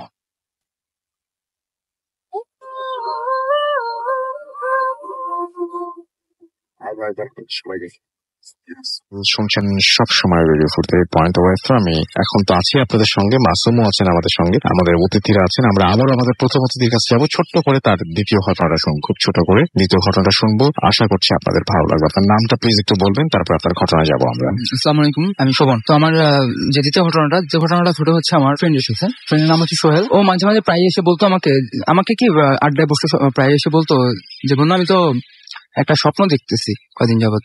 আচ্ছা, কিরকম স্বপ্ন? স্বপ্নটা হচ্ছে সে একটা মেয়ের পিছে পিছে হেঁটে যাচ্ছে। তো হেঁটে যাচ্ছে কিন্তু পরে আর স্বপ্নটার মানে কোনো শেষ দেখতেছে না, যে মেয়ের চেহারাও দেখতে পাচ্ছে না, কিছু হচ্ছে না, মানে প্রায়ই দেখতো 1-1.5 মাস তো স্বপ্নটা প্রায়ই দেখতো। তো পরে একদিন রাত্রেবেলা আমাকে 2-3টার দিকে আমাকে ফোন দিছে যে আমি তো দোস্ত মারা যেতাম। তো আমি বললাম যে কি সকালে এসে আমি কাহিনী বলবো তোকে। আচ্ছা ঠিক আছে আয়। সকালে এসে আমাকে বললো যে তো কালকে একটা আমি স্বপ্নটা আবার দেখছি। কোন স্বপ্নটা? ওই যে একটা মেয়ের পিছিয়ে হেঁটে যেতে। আচ্ছা ঠিক আছে বল কি দোস্ত। আমি যখন মেয়ের পিছিয়ে হেঁটে যাচ্ছি কালকে রাতে স্বপ্নের ভিতরে, তো আমি হাঁটতে হাঁটতে একটা জনশূন্য একটা মাঠের ভিতরে চলে আসলাম। তো মাঠের ভিতরে আসার পরে দেখলাম কি একটা টেবিল, 2 সাইডে 2টা চেয়ার দেওয়া। তো মেয়েটা অপোজিট সাইডের চেয়ারে বসলো, আমাকে এই সাইডের চেয়ারে বসতে বললো। তো মেয়েটা যখন অপোজিট চেয়ারে বসলো তখন আমি ওর চেহারা দেখে অনেকটা মানে হিপনোটাইজের মতো হয়ে গেলাম। ওর হাসিটা আমার কাছে খুব সুন্দর লাগতেছিল। তো আমার আর জাগতিক কোনো খেয়াল নাই, ধ্যান ধারণা নাই। তো মেয়েটা হঠাৎ করে আমাকে ইশারা করে বললো যে তুমি টেবিলের উপরে তাকাও। চোখের ইশারা আমাকে এটা বুঝালো। তো টেবিলের উপরে তাকিয়ে দেখি যে কিছু একটা পড়ে আছে। তো আমি জিজ্ঞেস করলাম কি এটা? তো মেয়েটা আমাকে অ্যান্সার করতেছে যে তুমি চিনো না এটা কি? এটা একটা ব্লেড। তো সোহেল বলতেছে যে আচ্ছা ব্লেড দিয়ে কি করে? তো বলতেছে যে ব্লেড দিয়ে কি করে সেটাও জানো না, এই যে দেখো ব্লেড যেরকম হাত কাটা যায়। এই বলে মেয়েটা তার হাতের তালুর নিচে পোজ দিল, রক্ত কেটে ফেললো আর হাত থেকে রক্ত পড়া শুরু করে দিল। তো বলতেছে তুমি এটা কি কাজ করতেছো, তুমি ব্যথা পাচ্ছ না? তো ও বলতেছে না আমার ব্যথা লাগতেছে না, তুমি এক কাজ করো, তুমিও কেটে দেখো। তো ও যে ব্লেডটা হাতে নিয়ে ওর হাতে কাটতে যাবে, এমন সময় পিছন থেকে ওর এক ফ্রেন্ড, ছোটবেলার একটা ফ্রেন্ড লাবণ্য নামে, ও এসে ওর পিছনে হাত দিল। হাত দেওয়ার পর ঘুরে তাকায় বলতেছে আরে তুই এখানে? তো বলতেছে তুই এখানে কি করিস? দোস্ত দেখ ও সুন্দর ওর হাত কেটে ফেলছে, ব্যথা পাচ্ছে না, আমিও কেটে দেখি ব্যথা পাই কিনা। এমন সময় ও যখন টার্ন করে মেয়েটার দিকে তাকানোর পরে ও দেখে ভয় পেয়ে গেল মেয়েটার চেহারাটা ভাই এমন অবস্থা যে মানে একটা বিকৃত হয়ে গেছে চেহারাটা ভাই 5-6 দিন পুরো মানে 5-6 দিন পরে পড়ার 5-6 দিন পরে চেহারাটা যেরকম অবস্থা, একটা কালচে দাগ পড়ে যায়, এরকম একটা অবস্থা চেহারা। এই ঘটনা দেখার পরে অনেকটা ভয় পেয়ে যায়। তো এমন সময় লাবণ্যকে টান দিয়ে বলতেছে যে আয় আমার সাথে আয়, তো এখানে বসে থাকা লাগবে না। তো উঠতে যাওয়ার সময় ও একটু চেয়ারের সাথে বাড়ি খায়। তো এই বাড়িতে ওর ঘুমটা ভেঙে যায়। তো ভাই কাহিনীটা এখানে শেষ হলে হয়তো ভালো হইতো, কিন্তু কাহিনীটা স্বপ্ন থেকে বাস্তবে চলে আসছে। বাস্তবে আসলো কিভাবে? ও যখন ঘুম থেকে ওঠার পর দেখতেছে যে ওর খাটের সাথে হেলান দিয়ে বসে আছে, ওর হাতে একটা ব্লেড। ওই ব্লেড দেখে ভয় পেয়ে যায়, ভয় পেয়ে তাড়াতাড়ি করে ব্লেডটা ফালিয়ে দেয়, লাইটটা জ্বালায়। লাইট অন করে ও আরো অবাক হয় যে ওর বেডরুমের দরজাটা খোলা। তো ওর দরজাটা কখনো খোলা থাকে না, এই দেখে আরো ভয় পেয়ে যায়। তো রাতে কোনো মতে রাতটা পার করে। তো পরে আমি ওকে জিজ্ঞেস করলাম যে তুই ব্লেডটা কি তোর ঘরে ছিল বা কোথায় ছিল? তো আমাকে বলতেছে যে আমি 4-5 দিন আগে ব্লেডটা শুধু আমার ফ্রিজের উপরে দেখছিলাম, আমার আম্মুর রুমের পাশে যে ফ্রিজটা আছে ফ্রিজের রুমে দেখছিলাম, কিন্তু আমি ব্লেডটা আমার ঘরে থাকার কোনো প্রশ্নই আসে না। কিন্তু আমি কিভাবে ব্লেড আনলাম, কিভাবে কি করলাম আমি নিজেও জানি না, আল্লাহই বাঁচাইছে। তারপরে ওর মাকে যখন পরের দিন কাহিনী বলছে, ওর মা ওকে আমার একটা পুরান তাবিজ ছিল, ভয় পেলে তাবিজটা পড়তো। তো এই তাবিজ পড়ানোর পরে ইনশাল্লাহ এখন পর্যন্ত ভালো আছে, আল্লাহর কোনো সমস্যা হয়নি। অনেক ধন্যবাদ আপনাকে আপনার দ্বিতীয় ঘটনার জন্য। আমরা চলে যাব বাবু ভাইয়ের কাছে তার পরবর্তী ঘটনা শোনার জন্য, এবং আশা করছি যে আপনাদের এই ঘটনাটি ভালো লাগবে। যেহেতু সময় আমাদের হাতে কম, আমরা চলে যাই দ্বিতীয় ঘটনায়। এই ঘটনাটি রাসেল ভাই আমাদের একটা বড় ভাইয়ের কাছে শোনা, তো অনেক আগের ঘটনা। এটা হচ্ছে আপনার রাজশাহী বিশ্ববিদ্যালয়ের কাহিনী আর কি। ওখানকার উনি ওখানে পড়াশোনা করতেন আর কি একসময়। তো ওখানে অনেক কাহিনী নাকি প্রচলিত আছে, মানুষ অনেক কিছু দেখে আর কি। তো উনি যদিও মানে আমার কাছে শুনে বেশ অবাক লেগেছে, বাট রাজশাহী বিশ্ববিদ্যালয়ে এরকম অনেক কাহিনী শোনাতে জিনিসটা বেশ শুয়ে গেছে আর কি। তো উনি একদিন এরকম ওখান থেকে আসছিলেন রাতের বেলা, ওখানকার উনি ইসে থাকতেন আর কি, হলে থাকতেন। শীতকালের রাত, অনেক রাত হয়ে গেছে। তো হেঁটে আসার পথে তো উনি দেখেন যে এক রিক্সাওয়ালা আর কি দাঁড়া করেছে, জিজ্ঞেস করছে যে আমি যাবো অমুক জায়গায়। তো রিক্সাওয়ালা ওনার সাথে জাস্ট উঠতে ইশারা করছে, উনি উঠছেন। উনি রিক্সা উঠলেন, ওঠার পর রিক্সা উঠে রিক্সা যাচ্ছে, প্রচন্ড শীত। তো উনি মোটামুটি নিজেকে কভার আপ করে বসে আছেন। রিক্সা চলছে, চলতে চলতে চলতে ঠিক ওই ওনাদের যেখান দিয়ে ঢুকে হল রাস্তা দিয়ে ওখান দিয়ে যাচ্ছে। তো উনি বলতেছে যে আর কি যে আপনি এই রাস্তা দিয়ে যাচ্ছেন, একটু আস্তে চালান, আমার বাতাস বেশি লাগতেছে। রিক্সাওয়ালা খুব স্পিডে টানতেছিল, খুব করে যাচ্ছে, বাতাস যাচ্ছে। রিক্সাওয়ালা কোনো উত্তর দেয় না। তো উনি যখন নাকি এরকম মানে আর কি বেশ হয়ে গেছে, মানে বলতেছে কথাই শুনে না এবং উত্তরও দেয় না, তো উনি রিক্সাওয়ালাকে এরকম হাত দিয়ে টাচ করছে। যখন উনি হাত দিয়ে এরকম টাচ করছে পিঠের মধ্যে, তখন থেকে মাথায় মাফলার পেঁচানো ছিল রিক্সাওয়ালা, পুরো মাফলারটা মাথার থেকে পড়ে গেল। এবং উনি খেয়াল করলো যে মনে হলো যে মাথাই নেই, লাইক জাস্ট মাফলারটাই পড়ে গেল, ভেতরে সলিড কিছু ছিল না। এবং উনি এটা দেখে প্রচন্ড চিৎকার করে রিক্সার থেকে লাফ দিয়ে নেবে। রিক্সাটা লাফ দিয়ে নেমে যায়, উনি দেখতেছে যে রিক্সাটা সামনে গিয়ে থেমে গেল, রিক্সাটা কিন্তু চলে যায় নাই। এবং উনি উঠে যখন একেবারে দৌড় দিতে গেছে, ওখানে যে দেখে যে কোনো মানে রিক্সাওয়ালার চিহ্ন নেই, জাস্ট রিক্সাটা আছে। এবং উনি ওই পথ থেকে মানে কোনো মতো দৌড়ায় দৌড়ে বাসে আসছে এবং দোয়া পড়তে পড়তে উনি বলছে যে এরকম জিনিস নাকি রাজশাহী বিশ্ববিদ্যালয়ে অনেক হয়। আপনি নিশ্চয়ই রাসেল ভাই অনেক শুনেছেন এই ধরনের ঘটনা। থ্যাংক ইউ সো মাচ আপনার পরবর্তী ঘটনার জন্য। আমরা আরেকটা ঘটনা এখন যাবো, যে ঘটনাটি আমাদের একজন লিসনার পাঠিয়েছেন এবং সেই ঘটনাটা আমি পড়ে শোনাচ্ছি আপনাদেরকে। আসসালামু আলাইকুম রাসেল ভাই, কেমন আছেন? আশা করি ভালো আছেন। আমার নাম শেখ মেহেদি হাসান শুভ, আমি বাসা সাতক্ষীরা তালা উপজেলায়। আমি ইন্টারমিডিয়েট ফার্স্ট ইয়ারে পড়ি এবং তারপর ফোন নাম্বার দিয়েছেন। ভালো লাগলে পড়ে শোনাবেন। আমার বাসা দূরে বলে সে ঘটনা বলা আমার পক্ষে সম্ভব নয়, তবুও আমার ইচ্ছা আছে স্টুডিওতে এসে ঘটনা বলার। এবং আমি আগে ঘটনা পাঠিয়েছি কিন্তু আপনারা পড়েননি, আশা করছি ভালো লাগলে আপনার ঘটনাটি পড়ে শোনাবেন। সরাসরি ঘটনায় চলে গেলাম। ঘটনাটি 2007 সালের জুন মাসে আমার মামার সাথে ঘটে। আমার মামা একজন মেডিকেল স্টুডেন্ট ছিলেন। মামা এই ঘটনাটা যখন বলেছিলেন তখন তার গায়ে কাঁটা দিচ্ছিল। মামা ছিল একজন সাহসী লোক, কোনো কিছুতে ভয় পেতেন না তিনি। চাকরি না পাওয়ায় তার নিকটতম একজন তাকে ছোটখাটো একটা চাকরি পোস্টমর্টম করার জন্য বলে। তো মামা সাহসী ছিলেন, চাকরি না পাওয়ার কারণে এই কাজটি করতে মামা রাজি হন। তারপর তাকে হাসপাতালের কিছু কাজ এবং পোস্টমর্টম মোটামুটি ছোটখাটো একটি চাকরি দেওয়া হয়, যা দ্বারা সে মাসে শেষে বেশ কিছু টাকা পাবে। ঘটনাটা প্রথম পোস্টমর্টমের দিন একদিন রাতে একটা লাশ আনা হয় এবং বলা হয় যে পোস্টমর্টম করো। বলে রাখা ভালো যে মামা তখন কয়েকদিন কেবল হাসপাতালে জয়েন করেছেন। মামার সাথে আরেকটা লোক দেয়া হলো এবং বলা হলো যে তোমরা এই লাশটাকে পোস্টমর্টম করবে এবং এই ঠিকানায় পৌঁছে দেওয়ার ব্যবস্থা করবে।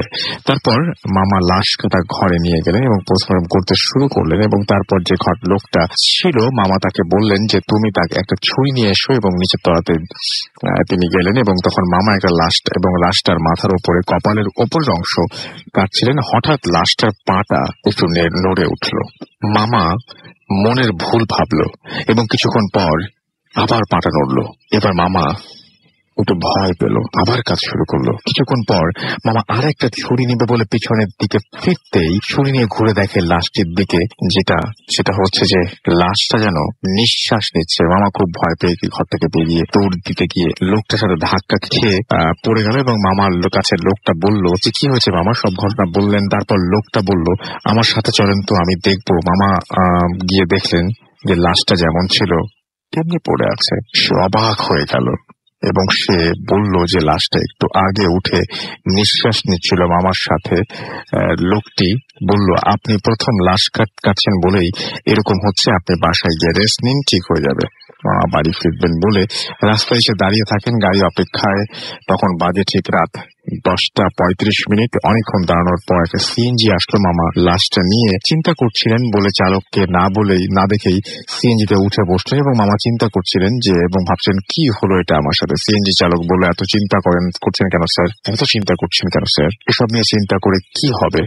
মামা ধমক দিয়ে বলল, আমি কি চিন্তা করছি তুমি কি করে জানো? চালক বলল, আপনি ওই লাশটাকে নিয়ে চিন্তা করছেন তাই না স্যার? মামা অবাক হয়ে বলল, তুমি সিএনজি চালক, তুমি সিএনজি থামাও। চালক বলল, কেন স্যার, আপনি এখানে নামবেন? মামা বলল যে হ্যাঁ নামবো। মামা যখন টাকা দিতে যাবেন তখন মামা দেখলেন সেটা দেখে তিনি আরো ঘাবড়ে গেলেন। তিনি দেখলেন যে সেই চেহারাটা ওই লোকটা যে লোকটা তিনি পোস্টমর্টম করতে গিয়েছেন এবং যার পোস্টমর্টম করতে গিয়ে সমস্যা হয়েছিল এবং মাথায় যেখানে তিনি কেটেছিলেন সেই জায়গাটাতে একটা ক্ষত দেখলেন তিনি এবং গেটের দারোয়ান তাকে এবং এরপরে ছুটতে তিনি বাসার সামনে এসে পড়ে যান এবং গেটের দারোয়ান তাকে বাসায় নিয়ে যান। তারপর সকালে জ্ঞান ফিরে মামা 4 দিন মামার জ্বর ছিল এবং সে ধীরে ধীরে সুস্থ হয়ে ওঠেন এবং এটাই ছিল ঘটনা। এবং তারপরে তিনি লিখেছি, যদি ভালো লাগে তাহলে পড়ে শোনাবেন। আমাদের এই ঘটনাটা ভালো লেগেছে এবং আশা করছি যে আপনাদের সবার ভালো লেগেছে। আমি দেখতে পাচ্ছি অনেকে SMS করছেন। সাইফুল বনশ্রী থেকে আমাদের SMS করছেন এবং তিনি লিখছেন ভালো লাগছে। তানিয়াল হক আমাদের গোপালগঞ্জ থেকে SMS করছেন। ইয়াসিন চৌধুরী সিলেট থেকে আমাদের SMS করেছেন এবং তিনি বলছেন আমি ট্রাই করবো একটা ব্ল্যাক ম্যাজিকের ঘটনা পাঠাতে। অনেক ভালো লাগছে Bhoot FM, thank you very much আমাদের সঙ্গে থাকার জন্য। রুনা রাজশাহী থেকে লিখেছেন যে আমি শুনছি স্টোরিগুলো অনেক ভয়ের, বেশি ভয় লাগছে ভূত FM। ডিজে কালাম আমাদের গাজীপুর থেকে SMS করেছেন এবং আমাদেরকে তিনি বলছেন যে আমাদেরকে তিনি লিখছেন কোন ঘটনাটি ভালো লাগে সেটা তিনি লিখেছেন। অয়ন খান আমাদের SMS করেছেন। শাহেদ আমাদের SMS করেছেন রংপুর থেকে। ইমেল পান্ডে গুলশান 2 থেকে SMS করেছেন এবং প্রশংসা করেছেন। রাইফুল মালিকা আমাদের লিখেছেন, প্রশংসা করেছেন। সৌমিক আমাদের লিখেছেন এবং প্রশংসা করেছেন সেকেন্ড স্টোরিটার। Raiful first story. SH Dalim Hazaribagh থেকে লিখেছেন। পিউল রহমান আমাদের বাগেরহাট থেকে SMS করেছেন। SMS করেছেন আমাদের কনক খোকন। এছাড়াও অন্তু আমাদের SMS করেছেন। দেখতে পাচ্ছি এছাড়াও দেখতে পাচ্ছি আমাদের SMS করেছেন বর্ষা বরিশাল থেকে। হাসান খান বিশ্বনাথ সিলেট থেকে। এছাড়াও আমাদেরকে সাকিব SMS করেছেন। আমাদেরকে SMS করেছেন তানজিম হাসিব। এছাড়াও আমাদেরকে SMS করেছেন দেখতে পাচ্ছি রাহাত রেজা সহ আরো অনেকে। আর আমাদের ফেসবুক পেজেও আপনারা কমেন্ট করছেন দেখতে পাচ্ছি এবং আমাদের যেটা ভিডিও আমরা আপলোড করেছি যে ভিডিওতে আমাদের সমস্ত গেস্টরা আজকের আছে এবং আমরা ফেসবুক লাইভে গেছিলাম, আপনারা দেখতে পাচ্ছেন এবং আশা করছি এই ভিডিওটা আপনারা একটু চেক করবেন, দেখবেন এবং আপনাদের ভালো লাগবে আশা করবো। তো যাই হোক, আমাদেরকে আরো একবার একটু মনে করে দিই স্টোরি পাঠানোর নিয়মটি। আমাদের স্টোরি পাঠাতে হলে যেটা করতে হবে, আমাদের ইমেল অ্যাড্রেসটা একটু মনে রাখতে হবে। আমাদের ইমেল অ্যাড্রেস হচ্ছে bhwtfm which is bhwtfm@radioFORT.fm। আপনার নাম, ঠিকানা এবং ফোন নাম্বার সহ আপনার জীবনে ঘটে যাওয়া সেরা ঘটনা লিখে পাঠিয়ে দিন আমাদের কাছে। ঘটনার শুরুতে অবশ্যই উল্লেখ করুন যে ঘটনাটা আপনি স্টুডিওতে শেয়ার করতে চান নাকি আপনি চান আপনার ঘটনা আমরা পড়ে শোনাই। অনেকদিন পর শুনছি ভাইয়া লিখেছেন NE সঞ্জি। এছাড়াও ফারিয়া তাসনিম আলম আমাদের লিখেছেন যে আজকে প্রথম শুনছি অস্ট্রেলিয়া থেকে, অ্যাপ দিয়ে শুনছি, সিডনি টাইম রাত 12টা থেকে জেগে আছি। Thank you very much. But অনেক কষ্ট করছেন আমাদের জন্য এবং আপনারা এটা বললে আমার নিজের খুব খারাপ লাগে, অপরাধী মনে হয় যে আপনাদেরকে জাগিয়ে রেখেছি। But thank you very much, আপনারাই আসলে ভূত FM সামনের দিকে এগিয়ে নিয়ে যাচ্ছেন। ফারিয়া, আপনার জন্য অনেক অনেক অনেক অনেক শুভকামনা। মাহি আহমেদ জাহাঙ্গীর আমাদের সঙ্গে আছেন এবং তিনি বলছেন প্রতি সপ্তাহে শুনি Bhoot FM, thank you so much. Mehedi Hasan আমাদের লিখেছেন প্রচুর ভয় করছে রাসেল ভাই এবং তার এখন টয়লেটে যেতে হবে, বাট তার কাছে একটু ডিফিকাল্ট মনে হচ্ছে এটা। এছাড়াও আমাদেরকে সোহাগ বলছেন নাইস স্টোরি। আমাদেরকে লিখেছেন ছড়ার ফাঁদে রাসেল ভাই আপনার কোনো কাহিনী নাই। আমার কাহিনী আছে, বহুবার শেয়ার করেছি, নতুন করে শেয়ার করতে জানি, নতুন করে কিছু ঘটেনি আলহামদুলিল্লাহ। আমাদেরকে এছাড়াও দেখতে পাচ্ছি মেহেদি আছেন আমাদের সঙ্গে রয়েছেন শাফওয়ান সামি এবং আমাদেরকে লিখেছেন দেখতে পাচ্ছি ইফতেখার রহমান। এছাড়া আমাদের সাথে আছেন দেখতে পাচ্ছি মৃধা ইব্রাহিম, আমাদের সঙ্গে আছেন নাজমুল হক। এছাড়াও বর্ষণ সাহা রোহিত আমাদের সঙ্গে আছেন, মনিকা পারভিন প্রিয়া আমাদের সঙ্গে আছেন দেখতে পাচ্ছি আরিফুর রহমান জিতু সহ আরো অনেকে। আমরা চলে যাবো বাবুর লাস্ট একটা স্টোরি শুনবো আমরা, তারপরে আমরা দিয়ে যেতে যাবো। লাস্ট আমরা যে স্টোরিটা শোনাবেন সেটা আমরা শুনে ফেলি। হ্যাঁ রাসেল ভাই, এই কাহিনীটা বেশ আগের, অনেকদিন আগের কাহিনী। এন্ড এটা শুনেছিলাম যে আমার মামার ফ্রেন্ডের কাছে আর কি। তো উনি তখন ওনার বয়স টিনের ছিল, উনি খুব ঘোরাঘুরি করতেন আর কি, আড্ডাবাজি করতেন এদিক ওদিক যেতেন।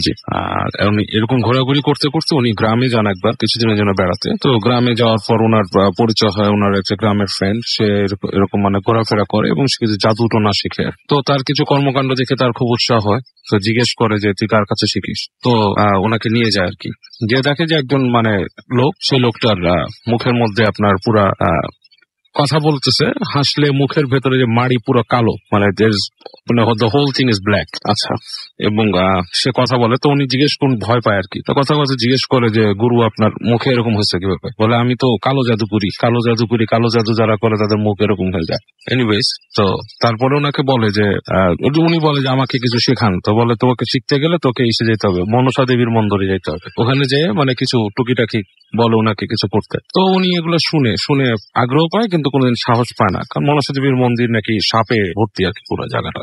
তো যাক, ওখানে উনি কিছুদিন ওনার আশপাশে ঘোরাঘুরি করেন আর কি। তো ওইবার উনি চলে আসেন পরিচয়ের পরে। নেক্সট বার যখন উনি যান, তো উনি যে মানে আর কি ওখানে একদিন না 2 দিন যান। তারপর একদিন হঠাৎ করে শোনেন যে ওই সাধু যে ছিল বা যে সন্ন্যাসী, সে মারা গেছে। মারা যাওয়ার পর গ্রামের কেউ তাকে সৎকার করবে না, যদিও সে মানে ধর্ম অনুসারে সে সনাতন ধর্মাবলম্বী ছিল, কিন্তু তারাও আগ্রহী না তাকে করতে, কারণ সে পরবর্তীতে ওই ধর্মের বাইরেও উল্টাপাল্টা কাজ করতো আর কি। সুতরাং তাকে কেউ সৎকার করতে যাবে না। তো ওর যে ফ্রেন্ড ছিল, সে মোটামুটি দায়িত্বটা নেয় এবং তাকে নিয়ে আপনার ওই সৎকার করবে, পোড়ায় ফেলবে বা সামথিং লাইক, বা মাটিতে পুঁতে ফেলবে, কিছু একটা তাদের একটা রিচুয়াল আছে। তো যাই হোক, তো তাকে লাশ রেখে যায়, সাথে কেউ নাই। তো আমার যে ফ্রেন্ড ছিল তিনি আগ্রহ প্রকাশ করেন যে আমি সাথে থাকবো আর কি, তুই পাহারা দিব, তুই জোগাড় যন্ত্র কর। তো যখন নাকি উনি সে লাশের সাথে বসে আছে এবং তার লাশটা থাকতো আর কি, সে থাকতো হচ্ছে শ্মশানের কাছে একটা গাছ আছে, বট গাছের মতো আর কি, সেখানে থাকতো। ওইখানেই নাকি তাদের ইটা থাকে মূল, তারা যে সাধনাটা করে এখানে। উনি ওখানে বসে আছে। তো বলতেছে যে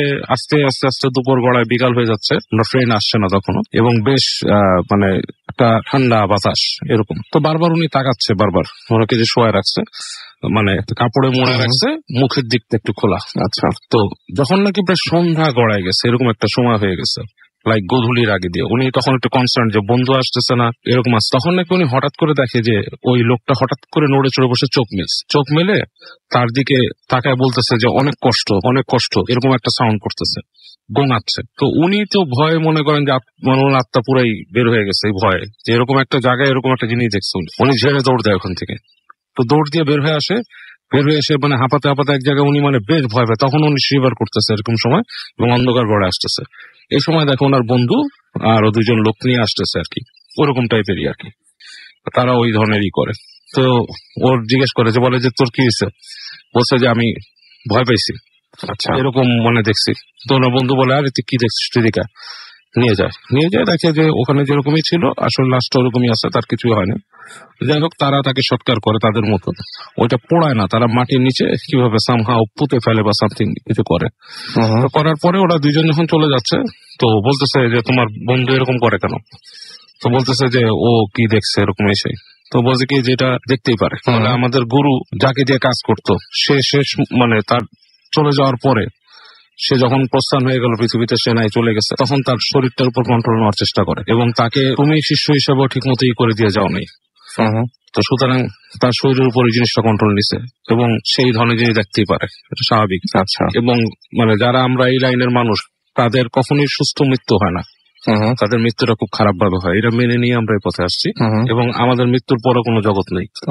তখন এটা শোনার পরে উনি খুব ভয় পেয়ে যান। উনি চিন্তা করেন ওনার জাদু টোনা শেখার ইচ্ছা পুরো মাথার থেকে চলে যায়। আচ্ছা, এবং উনি সারপ্রাইজ হয়ে বলে যে এটা কেমন জিনিস যে ইহকালেও আমি কিছু করতে পারলাম না, এবং আমার মরার পরও কোনো জায়গা নেই, তারপরে মেনে নিয়ে মানুষরা এই জায়গায় কেন যাচ্ছে, এটা ওনার কাছে একটা বিশাল কোয়েশ্চেন হয়ে দেখা দেয়।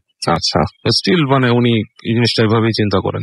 ওকে, থ্যাংক ইউ ভেরি মাচ। আমরা ছোট্ট একটা বিরতিতে যাবো এখন, এবং বিরতির পরে আমরা আবারও ফিরে আসবো। সেই পর্যন্ত আশা করছি আমাদের সঙ্গেই থাকবেন, এবং আশা করছি আপনারা পুরোটা সময় আমাদের সঙ্গে থাকবেন।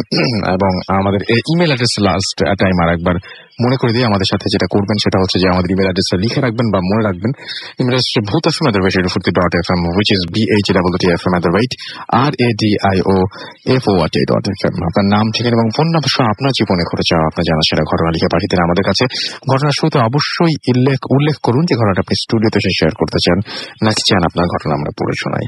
যাই হোক, আমরা চলে যাচ্ছি ছোট্ট বিরতিতে, ফিরে আসছি নতুন অতিথি নিয়ে। সেই পর্যন্ত আমাদের সঙ্গে থাকবেন।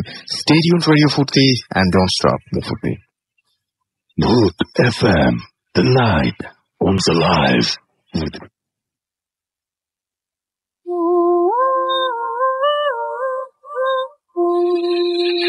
Welcome back. শুনছেন সবসময় রেডিও 48.2 FM। আমি রাসেল আছি, সাথে আমার সাথে হচ্ছে মাসুম এবং আজকে অতিথিরা। আপনাদের সবাইকে অনেক অনেক অনেক অনেক ধন্যবাদ এতটা সময় আমাদের সঙ্গে থাকার জন্য, এবং আশা করছি বাকিটুকু সময়ও আপনারা আমাদের সঙ্গেই থাকবেন। এখন যেটা করব সেটা হচ্ছে আমরা পরবর্তী ঘটনা যাবো, এবং এটা একটা স্টোরি, যে স্টোরিটা আমার কাছে লেখা আছে, আমি আমাদের একজন লিসেনার পাঠিয়েছেন এবং আশা করছি সেই স্টোরিটাই আমরা একটু পড়ে শোনাবো। আসসালামু আলাইকুম রাসেল ভাই। ওয়ালাইকুম সালাম। এবং তিনি লিসেন আশা করি ভালো আছেন। আমি সবসময় ভালো থাকি এবং সবসময় ভালোর দলে। এবং তিনি বলছেন যে ভালো লাগলে আমার ঘটনাটি পড়ে শোনাবেন। এবং তিনি যেটা লিখছেন সেটা হচ্ছে যে আসসালামু আলাইকুম। ভূতফেমের সকল লিসেনারদের জানাই আসসালামু আলাইকুম। আমি রাকিব। আমি বর্তমানে ইন্ডিয়াতে আছি, তাই আমি চাই আপনি আমার ঘটনাটি পড়ে শোনান। আমি ভূতফেমের শুরু থেকে একজন লিসেনার, এবং কোনো এপিসোড বা ঘটনা নেই ভূতফেমে বলা হয়েছে আমি শুনিনি। আমি খুব ধরনের লোক, তাই অনেক ঘটনা জানা সত্ত্বেও ঘটনা লিখতে বসিনি এতদিন। কিছু কারণে আমি ঘটনার জায়গাটার কোথায় তা বলতে চাচ্ছি না, শুধুমাত্র আপনার জন্য ঘটনার শেষে ঠিকানা ও ঠিকানা না বলার কারণ হিসেবে লেখা রইল। ঘটনাটি আমার দাদা বাড়ির গ্রামের এলাকার। ঘটনাটি আমার বাবার মুখে শোনা। 1970-এর দশকের শেষের দিকে ঘটনা। আমার দাদা বাড়ি এলাকার একটি মাঠের ভিটা নামক জায়গা আছে, যার আর এক নাম ভাষাচর। এই মাঝারি ফুটবল খেলার মাঠের সমান জায়গা, এবং যাতে বড় বড় 3-4টি বড় গাছ ও মাঝে মাঝে প্রায় 3-4টি বড় গাছ ও মাঝে একটি ছোট পুকুর আছে। এবং এই মাঠের ভিটার চারিদিকে বিশাল বিল হাল। যত বন্যা হোক না কেন ওই জায়গাটা কখনো পানিতে ডুবে না, তাই তার নাম ভাষাচর। এই জায়গাটায় কেউ থাকতো না এমনিতেই, এবং ওই জায়গাটায় একটু ভয়ঙ্কর হিসেবে জানে সবাই। এবং কোনো একদিন সকালে আব্বু দেখতে পায় মাঠের ভিটার দিকে দৌড়াচ্ছে। আব্বু দেখতে পায় যে ওই জায়গায় একজন হুজুর বা দরবেশ টাইপের লোক বসে আছে, যার পরনে জুব্বা এবং যার পাগড়ি রয়েছে, লম্বা দাড়ি রয়েছে। আব্বু গ্রামের লোকজন তাকে বিভিন্ন প্রশ্ন করতে থাকে, কোথা থেকে সে এসছে, কেন এসছে, এই ধরনের প্রশ্ন, এবং কথার কোনো সে উত্তর দিচ্ছিল। আসলে একজন তাকে খাওয়ার কথা বললে সে বলে, আমি তো সিদ্ধ করা ধানের ভাত খাই না, আমাকে আওলা চালের ভাত বা মসুরের ডাল দিও। এটাকে আমরা পড়েছি এর আগে, এটা আমরা পড়িনি কিন্তু। আচ্ছা, তারপরে অবাক করা বিষয় হচ্ছে যে বৃষ্টির পর তার কাছে গেলে দেখা গেল যে তার শরীর একটুও ভেজেনি, অর্থাৎ বৃষ্টি হচ্ছিল, সে সেখানে বসছিল এবং কয়েক খাত জায়গা চারিদিকে মাটি শুকনো এবং তারপরে ভেজা মাটি। গ্রামের মানুষ তার কাছে বিভিন্ন রোগের জন্য পানি পড়া নিয়ে আসতো, এবং পানি পড়া খেয়ে মানুষ ভালো হয়ে যেত। কিছুদিনের মধ্যেই আশেপাশের সব গ্রামের মানুষ, গ্রামের মাঝে এই খবর ছড়িয়ে পড়লো। বেশ কিছু অবাক করা দিক ছিল, যেমন তিনি কোনো মহিলা মানুষের সঙ্গে, তিনি মহিলার সাথে তিনি দেখা করতেন না। কোনো মহিলা যদি তার কাছে আসতো এবং আসার নিয়তে বিলের পাড়ে নামতেন, তাহলে সে উল্টো ঘুরে বসা অবস্থায় থাকলেও সে বুঝতে পারতেন যে কাছে কোনো লোক থাকলে বলতেন যে ওই দিকে থেকে একজন মহিলা এদিকে আসছে, তাকে আসতে মানা করো।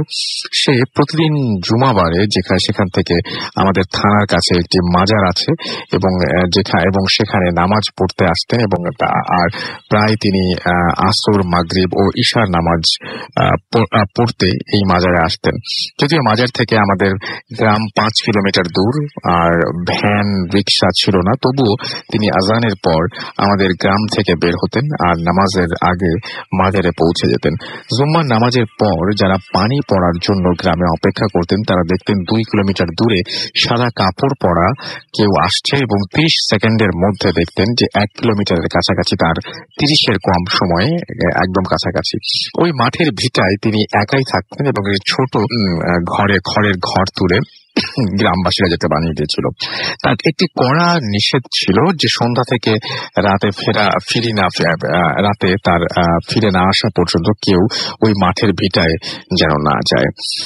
তখন এই থানায় একজন হোমিওপ্যাথি ডাক্তার ছিলেন, যিনি এখনো আছেন। তিনি তার ছেলের বয়স যেটা হচ্ছে 10-এর একটু বেশি, একটি সমস্যা নিয়ে ওই হুজুরের কাছে, ওই হুজুরের উদ্দেশ্যে রওনা দেন এবং যেতে যেতে প্রায় সন্ধ্যা হয়ে যায়। তো তিনি তার ছেলেকে তিনি আর তার ছেলে গিয়ে দেখেন যে সেখানে হুজুরটি নেই। তারা ভাবেন হয়তো এখানেই কোথাও আছে। হঠাৎ তারা বট গাছগুলোর পেছনে পানি পড়ার শব্দ পান। তিনি ভাবেন হয়তো হুজুর পেছনের পুকুরে উঁচু করছেন, তাই তার ছেলেকে নিয়ে বট গাছের পেছন দিকে থাকা পুকুরটির দিকে যান। গিয়ে তিনি এবং তার ছেলে দেখতে পান এমন একজন মানুষ দাঁড়িয়ে আছে পুকুরে পানিতে। তার মাথা আকাশে, মানে এত লম্বা যে মানুষটিকে দেখে তারা অনেক ভয় পেয়ে যান এবং তারা ছেলে চিৎকার দেন। আর ওই মানুষরূপী অবয়বটি তখন রাগান্বিত হয়ে তাদের দিকে তাকায় এবং দুজনকে ধরে ঢিল দেয় এবং এত বিশাল দেহের ঢিলে তারা মাঠের ভিটা থেকে দুজনকে ধরে মানে ছুঁড়ে মারে আর কি। ঢিল দেওয়া বলতে তিনি তাই বুঝিয়েছেন যে দুজনকে ধরে ছুঁড়ে মারে এবং এত বিশাল দেহের একজন যখন ছুঁড়ে মারে তখন তারা ওই মাঠের ভিটা থেকে অনেক দূরে গিয়ে পড়েন এবং ডাক্তারের ছেলেটি জ্ঞান হারিয়ে যায়, তার জ্ঞান হারান তিনি। এবং কিন্তু অনেক ব্যথা পাওয়ার পরও ডাক্তার জ্ঞান ছিল এবং তিনি নিজে সর্বোচ্চ কণ্ঠস্বর, মানে সবচেয়ে বেশি উঁচুতে যত শক্তি আছে সেই তাদের চিৎকার করেন। তিনি আসলে চিৎকার করে মানুষজন ডাকতে থাকেন এবং কিছুক্ষণ পর গ্রামের একজন ডাক শুনে গ্রামের অন্যদের ডেকে নিয়ে আসে এবং তখন অন্ধকার হয়ে গেছে এবং সবাই তাদের ধরে তুলে গ্রামে নিয়ে আসে এবং হুজুর আসার পরে ডাক্তারের সাথে পুরো ঘটনাটি খুলে বলে এবং হুজুর তাদেরকে পানি পড়া দিয়ে সুস্থ করেন। কিন্তু ঘটনাটি ঘটায় গ্রামের মানুষ হুজুরের উপর ক্ষুব্ধ হন। তাই কোনো একদিন কাউকে কিছু না জানিয়ে হুজুর গ্রাম ছেড়ে চলে যান। তিনি কোথা থেকে এসেছিলেন এবং কোথায় গিয়েছেন কেউ জানে না। এবং এটাই ছিল ঘটনা। ভালো লাগলে পড়ে শোনাবেন। আর এই মাঠের ভিটা নিয়ে একটি ছোট্ট ঘটনা আছে যা আমি অন্য একদিন পাঠাবো। লিখেছেন আমাদের যিনি তিনি টাঙ্গাইল থেকে লিখেছেন, টাঙ্গাইলের ভুয়াপুর থেকে তিনি লিখেছেন এবং ঘটনাটি ঘটে ঢেপাকান্দি গ্রামে এবং এই ঘটনাটি ঘটে তার বন্ধুর নানা নাম হচ্ছে তাকে, মানে হারুন ডাক্তার, তাকে সবাই চেনেন এবং নাম ঠিকানা তাকে এক নামে সবাই চেনে। ঠিক আছে, আপনি নাম গোপন করতে বলছেন, পরে এটা আগে বলতে হয়, পড়ে ফেলেছি। এবং যাই হোক, থ্যাংক ইউ ভেরি মাচ আমাদের সঙ্গে আপনারা এই ঘটনা শেয়ার করেছেন। আর এছাড়াও দেখতে পাচ্ছি আমাদেরকে শাফিন মাহি মিরপুর থেকে লিখেছেন, আফসানা মিমি আমাদের গোপালগঞ্জ থেকে লিখেছেন, আহমা আমাদেরকে লিখেছেন, আমাদেরকে আশিক চাপাই নবাবগঞ্জ থেকে লিখেছেন এবং আমাদেরকে লিখেছেন নূরে আলম রাজশাহী থেকে। এছাড়াও নির্জন আমাদেরকে কুয়াকাটা সি বিচ থেকে লিখেছেন এবং তিনি এবং রাকিব মোবাইল অ্যাপ দিয়ে শুনছেন। Thank you very much. আমাদেরকে সৌরভ পাবনা থেকে শুনছেন, আমাদের বাবু বগুড়া থেকে আমাদেরকে শুনছেন। এছাড়া আমাদেরকে মুখলেসুর রহমান সোহান, তিনি শুনছেন সাতক্ষীরা থেকে। SH ডালিম হাজারিবাগ থেকে আমাদের শুনছেন, মালিহা খুলনা থেকে আমাদেরকে শুনছেন। এছাড়া আমাদেরকে সানি 69 বোর্ড বাজার থেকে শুনছেন, আমাদের শিশির খুলনা থেকে শুনছেন। এছাড়া আমাদেরকে আরো অনেকেই শুনছেন এবং ফেসবুকে দেখতে পাচ্ছি আমাদের সঙ্গে অনেকে আছেন এই মুহূর্তে। আমি কিছু নাম না বললেই না এবং তাদের মধ্যে আমি দেখতে পাচ্ছি আমাদের এখানে আছেন, ভালো লাগছে রেডিও ফুর্তির পেজ থেকে পড়ছি, MDR তারিফ। এছাড়াও রিফাত আল হাসান লিখেছেন যে ভালো লাগছে তার কাছেও। আমাদের সাথে আছেন দেখতে পাচ্ছি নীল আকাশ, তার কাছেও ভালো লাগছে। আমাদের কাছে MH মিয়াদ আছেন আমাদের সঙ্গে তানজিদ আহমেদ তন্ময় আছেন এবং আমাদেরকে বলছেন যে ভূত এফএমের অফিসিয়াল পেজটাতে আজ পোস্ট করা হয়নি কেন। আমি তাহলে বলবো যে আপনি ভুল পেজে নক করছেন বা ভুল পেজে আছেন। আমাদের যেটা অরিজিনাল পেজ সেখানে লাইভ পোস্ট আছে, কিন্তু যারা অতিথি আছেন সেটাই। এবং এটা চেনার খুব সহজ। আজকে আপনারা বুঝতে যাবেন যে কোন পেজ থেকে লাইভ হয়েছিল, যে পেজ থেকে লাইভ হয়েছিল এবং আমার ভয়েস সহ সেই পেজটাই বুঝতে পারবেন যে ভূত এফএমের অরিজিনাল পেজ, এবং বাকিগুলো থেকে আপনারা আজকে বেরিয়ে আসার একটা সুযোগ পাবেন। এটা আমার মাথায় আসেনি, আজকে মাথায় এসছে। সাইদ ST সাইফ আমাদের বলছেন যে সলিউশন দেওয়ার সিস্টেমে বন্ধ করতে বলছেন। ওকে ফাইন, ফ্যান্টাস্টিক, আমরা সেটা বন্ধ করতে পারি। ইশতিয়াক আহমেদ সজল আমাদের সঙ্গে আছেন, দেখতে পাচ্ছি শাহরিয়ার আবির, এছাড়াও আমাদের সঙ্গে আছেন। আসলে মানে সলিউশন আমরা দেই বললে ভুল হবে, কোনো কিছু সলিউশন কি দেয় আসলে? আমরা নিয়ম কানুন জানি, এটা বলতে পারেন যে সাজেশন, এবং সাজেশনটা বিভিন্ন ভাবেই দেওয়া যায়। এবং যারা জানেন তারা কোরআন হাদিসের আলোকে অনেক সময় সাজেশন দেন। অনেকে আছেন যারা বোদ্ধা, তারা বুঝে দেন। অনেকে আছেন অন্যভাবেও দিতে পারেন, লাইক অনেকে হাত দেখে বলেন যে ভবিষ্যৎ ছাড়া আমার কাছে মনে হয় যে ডিফিকাল্ট বলা ভবিষ্যৎ, তারপরেও অনেকে বলেন।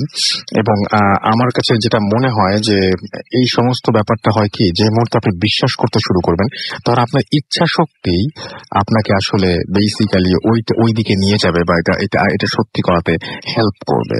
অনেক সময় আমরা যে কার্ডও দেখি, এটাও কিন্তু মানে যতটা বেশি ভবিষ্যৎ বলা তার সাথে বেশি কিন্তু সাজেশন দেয়, রাইট? বিভিন্ন কার্ড বিভিন্ন সাজেশন দেয়। হাত দেখাটা অনেকে বিশ্বাস করেন, অনেকে পাথরে বিশ্বাস করেন, অনেক কিছুতে বিশ্বাস করেন। এগুলো যাদের মতন ব্যাপার। তো যাই হোক, মানে এগুলো যদি আমাদের এখানে যারা বলছেন, সাজেশন দিচ্ছেন, সেটা আপনাদের খারাপ লাগে, ডেফিনেটলি উইল ডু দ্যাট। আমাদেরকে এছাড়াও দেখতে পাচ্ছি আরো অনেকে SMS করেছেন। SM জুবায়ের আহমেদ আমাদেরকে লিখেছেন যে অ্যাপ দিয়ে তিনি শুনছেন, পাইকগাছা থেকে শুনছেন রাকিব। এছাড়াও আমাদেরকে দেখতে পাচ্ছি আফসানা আমাদের সাথে আছেন, আমাদের সঙ্গে আছেন দেখতে পাচ্ছি নূর হাসান, এছাড়া আমাদের সঙ্গে আছেন দেখতে পাচ্ছি মোশাররফ হোসেন সহ আরো অনেকে। তো অনেকে দেখতে পাচ্ছি ছবি আপ করেছেন, রাইট? যেখান থেকে শুনছেন। খুব ছোট্ট একজন, আচ্ছা ফরিদুল ইসলাম, আপনি কি এখন শুনছেন? না, এখন শোনা সম্ভব না, কারণ আপনি আপনার দোকান থেকে দিয়েছেন, সেই দোকানটা এখন খোলা থাকার কথা না। অলরাইট, আমি বলছিলাম যে কারেন্ট ছবি যেমন হচ্ছে আমাদের এখানে দিয়েছেন দেখতে পাচ্ছি হৃদয়, এবং তা শুনছেন এই মুহূর্তে আমাদেরকে। তো যাই হোক, আমরা আমাদের পরবর্তী অতিথির কাছে যাবো। আপনার নামটা প্লিজ একটু বলবেন, তারপর আপনার ঘটনায় যাবো আমরা। ধন্যবাদ রাসেল ভাই আপনাকে আমাকে সুযোগ করে দেওয়ার জন্য। আমি আবু নাইম মোহাম্মদ আসিফ, ঢাকা ক্যান্টনমেন্ট থেকে। আপনার প্রথম ঘটনাটা আমরা শুনবো। তো ভাই, আমি আজকে যে ঘটনাটা বলবো প্রথমে, সেটি 1993 সালে আমার পরিবারের সাথে ঘটে যাওয়া একটি ঘটনা। আমার আব্বু গভর্নমেন্ট এমপ্লয়ি হয়, তার পোস্টিং ছিল রাজশাহীতে। আচ্ছা। সেই ধরুন আমাদের বাসা আমরা থাকতাম, সেই বাসায় আমার আম্মু একা থাকতেন, আর আব্বু তখন অফিসের কাজে আর কি যেতেন বাসা থেকে। তো আম্মু ওই সময়টুকুতে একা থাকতেন। এর জন্য আম্মুকে দেখাশোনা করতে বাড়ি থেকে দাদি আর আমার চাচাকে নিয়ে আসা হয়েছিল। এখানে বলে রাখা ভালো যে আমার আপু, যে আমার বড় বোন, তখন ও আম্মুর পেটে ছিল। আচ্ছা। তো ঘটনা যেদিন ঘটলো সেদিন ছিল জোহরের রক্ত। জোহরের রক্ত, আমার দাদি নামাজ পড়লেন। জোহরের নামাজ পড়ার পরে তিনি ওই রুমেই শুলেন আর কি, বেডে। তো এমন সময় আম্মু ঘরের কাজকর্ম করছিলেন। ঘরের কাজকর্ম করার সময় করতে করতে আর কি দাদি যে রুমে শুয়েছিলেন সেই রুমে ঘরে আসবাবপত্র মশার জন্য গেলেন আর কি। তো আম্মুকে দেখার পরে হঠাৎ করে দাদির মধ্যে থেকে একটি পুরুষ আওয়াজ, যিনি বলে উঠলেন আসসালামু আলাইকুম। তো একদম হঠাৎ করে বলে উঠলেন আসসালামু আলাইকুম। তো আম্মু তো এই ঘটনার জন্য মোটেও প্রস্তুত ছিলেন না, এবং তিনি অনেকটা বিস্মিত এবং ভয় পেয়ে গেলেন।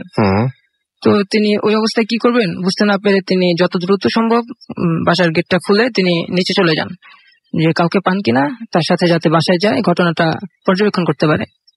তো নিচে গিয়ে দেখলেন যে আমার চাচা, তিনি গল্প করছেন। তো তাকে গিয়ে সব ঘটনা বললেন আম্মু। তো আমার চাচা বললেন যে ঠিক আছে, চলো বাসায় দেখি কি হয়েছে, একটু দেখি কি হয়েছে। তো চাচা আম্মুর সাথে বাসায় গেলেন। যাওয়ার পরে দাদির সাথে কথা বলার চেষ্টা করলেন। মোটামুটি অনেক কথা হলো, কিন্তু বেশি কথা আমার চাচার সাথে বলতে চাইলেন না। তো এই সময় বললো যে আমার আম্মুর সাথে নাকি উনি কথা বলবে, আমার আম্মুর সাথে কথা বলা দরকার তার। তো দুপুর টাইম শেষ হয়ে গেল, দুপুরের ওদিকে আব্বুর অফিসও শেষ। আব্বু বাসায় আসলেন, এসে দেখলেন যে দাদির সাথে এরকম, দাদি পজিটিভ অবস্থায় আছে আর আমার কাকার সাথে কথা বলতে চাচ্ছেন না। তখন আব্বু বসলেন কথা বলার জন্য, যে কি দরকার। তো এখানে রাসেল ভাই আগে বলা উচিত ছিল যে আমার দাদির সাথে 7টা জিন স্টে করতো, যেটা আমরা ছোটবেলা থেকে শুনেছি, 6টা জিন ভালো, 1টা জিন খারাপ। তো আব্বু বললেন যে আপনাদের কি দরকার, আপনারা কেন আসছেন। তো বলতেছে যে তুই তো তোর আম্মাকে বাড়ি থেকে অনেক দূরে রাজশাহীতে নিয়ে আসলি, আমাদের তো থাকার জন্য একটা রোগী দরকার, তুই তো জানিস তোর আম্মু রোগী। তো আমরা তো বাড়িতে একা একা থাকতে পারতেছি না, আমাদের এখানে থাকার জায়গা দে।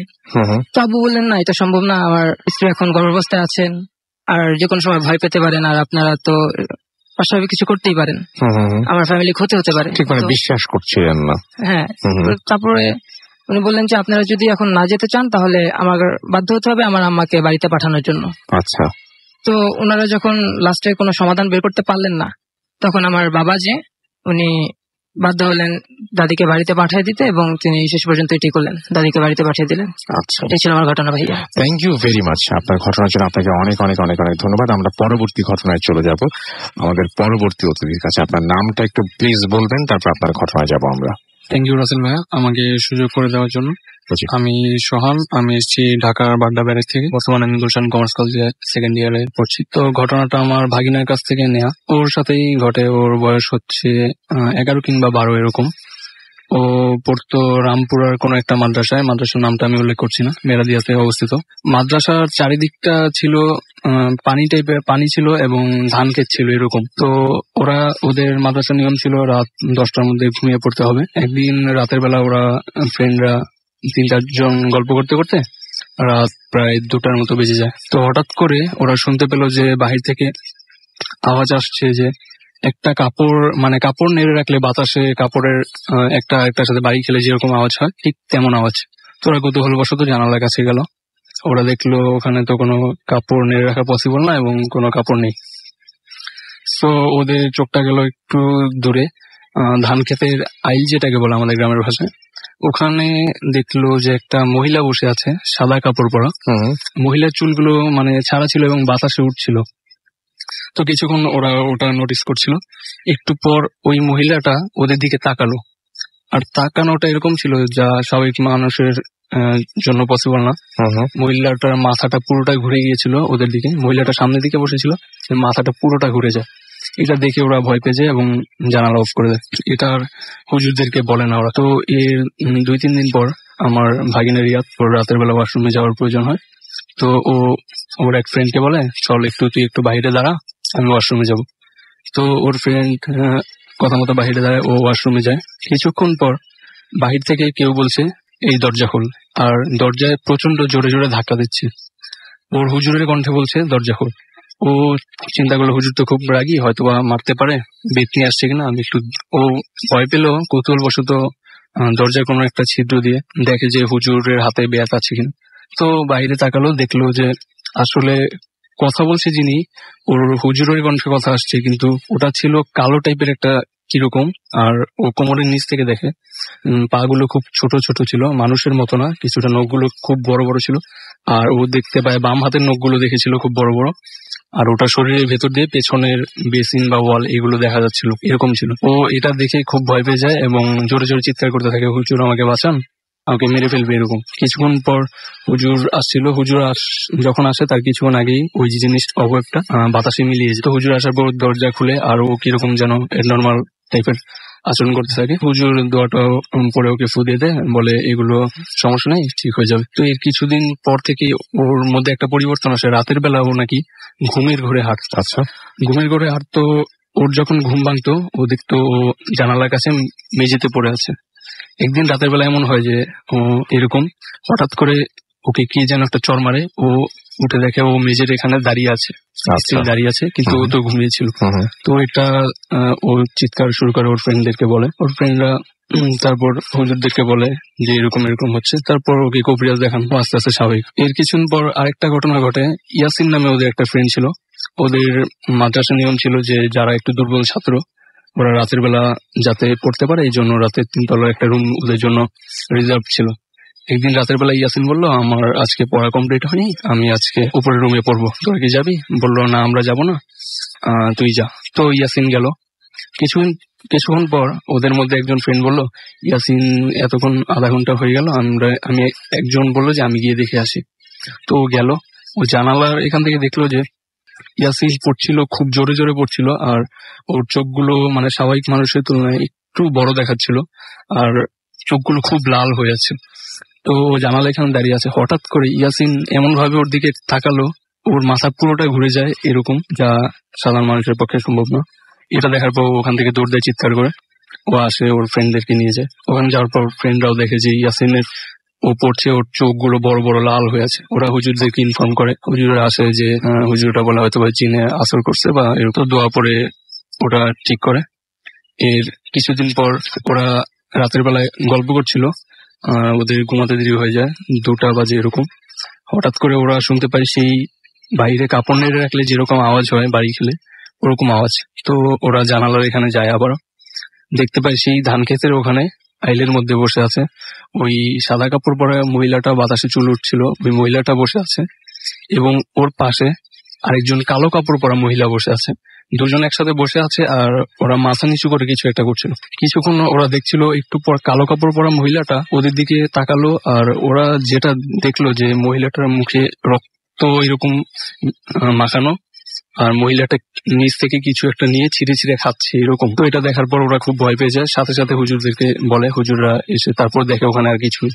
পরদিন সকালে হুজুরদের বললে হুজুররা বলে, হয়তো আমরা শুনেছি এখানে অনেক কিছু খারাপ আছে, বাট স্পেসিফিকলি কিছু জানি। এরপর থেকে হঠাৎ 2-1 দিন পর পর বা কিছুদিন পর পর ওই ধান ক্ষেতের মধ্যে সকালবেলা নাকি মানুষের মৃতদেহ পাওয়া যেত।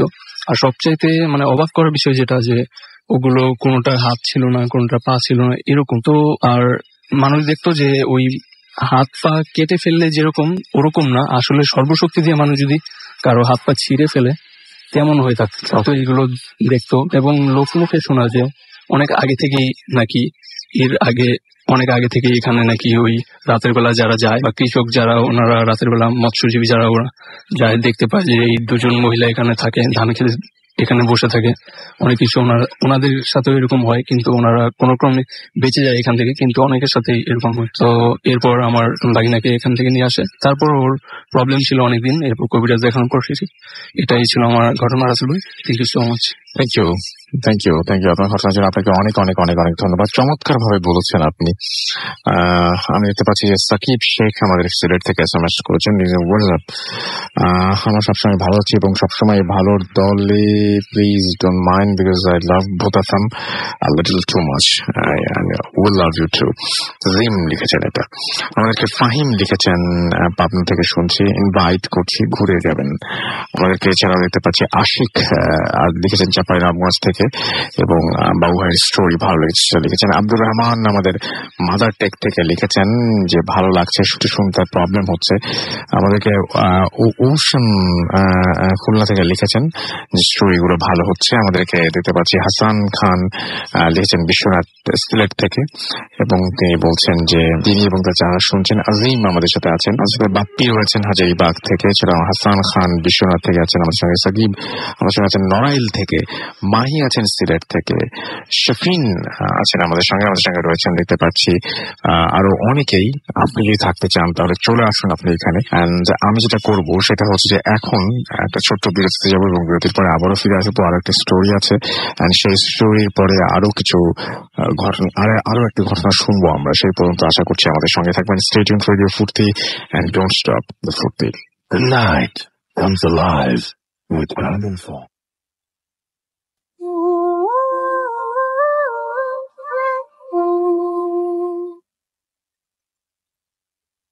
শুনছেন সবসময় রেডিও 48.2 FM। আর আমরা চাই আপনারা আরো বেশি আমাদের ফেসবুক পেজে আসুন, লাইক দিন, কমেন্ট করুন, জানান আমাদেরকে কি অবস্থা আমাদের এবং কি ভালো লাগছে আপনাদের। এবং আপনারা আমাদের ফেসবুকে কিন্তু আপনারা এটাও শেয়ার করতে পারেন যদি আপনাদের এলাকার কোনো ঘটনা থাকে, লাইক আপনাদের এলাকার কোনো এরকম ধরনের কোনো ঘটনা আছে। ধরুন যে আপনাদের এলাকায় একটি পুকুর রয়েছে, যে পুকুরটি অভিশপ্ত, বা যে পুকুরে প্রতি বছর একজন করে মারা যায়। পুকুরে অনেকে বিপদের সম্মুখীন হয়েছেন। কোনো বট গাছ রয়েছে বা কোনো গাছ রয়েছে, যেই কাছে হয়তো কেউ যায় না বা যদি ভয় পায়, বা অনেক ধরনের ঘটনা রয়েছে। কোনো একটা পরিত্যক্ত বাড়ি হয়তো রয়েছে, যে বাড়িটা নিয়ে অনেক ঘটনা রয়েছে। সেই সমস্ত ছবিগুলো চাইলে আমাদেরকে পোস্ট করতে পারেন। ইমেইল তো করতে পারেনি, এনি টাইম আপনারা আমাদেরকে ইমেল পাঠিয়ে দিতে পারেন। তো আপনারা ফেসবুক পেজে এসে আমাদের সাথে কথা বলুন। আমি যেটা করি সেটা হচ্ছে একটা ঘটনা আপনাদের শোনাই। তো যে ঘটনাটি আমি শোনাবো, এই ঘটনাটি যিনি আমাকে পাঠিয়েছেন আমি ঠিক তার মতো করেই বলছি। আসসালামু আলাইকুম রাসেল ভাই, আশা করি আল্লাহর অশেষ নিয়ামতে আপনি ভালোই আছেন। আমি ভূতাশ্রমের একজন নিয়মিত শ্রোতা। আমার ঘটনাটি ভৌতিক কিনা আমি জানি না, তবে আমার কাছে ভৌতিক মনেই হচ্ছে। আমার পক্ষে স্টুডিওতে আসা সম্ভব না, তাই আপনাকে মেইল করলাম, ভালো লাগলে পড়ে শোনাবেন। আমার নাম আজিজুল হাকিম, আমি মানিকগঞ্জের শিবালয় থানার শিবালয় সদর উদ্দিন ডিগ্রি কলেজে ইন্টারমিডিয়েট পড়ছি। মাসখানেক আগে আমার সাথে একটা মারাত্মক ঘটনা ঘটে। আমি সরাসরি ঘটনায় চলে যাচ্ছি। একদিন আমার বাসায় ফিরতে একটু রাত হয়ে যায়। রাত 9টা বাজে। আমি রাস্তা দিয়ে বাসায় ফিরছিলাম, এমন সময় আমার পায়ের নিচে নরম কিছু একটা পড়ে। পায়ের নিচে মোবাইলের লাইট দিয়ে আমি দেখলাম এক কালো কুচকুচে সাপের মাথা আমার ডান পায়ের নিচে। সাপটা দেখে আমি প্রচন্ড ভয় পেয়ে যাই। তো সাপের কামড় খাওয়ার ভয়ে আমি সাপের মাথাটা ছাড়িনি, আমি আরো জোরে সাপটার মাথায় চাপ দেই। এমন অবস্থায় সাপটার লেজ অনেক ছটফট করছিল। প্রায় 5 মিনিট পরে সাপের লেজটা নিস্তেজ হয়ে যায়। তখন আমি বাড়ি ফিরে যাই। সেদিন থেকেই আমার সাথে নানা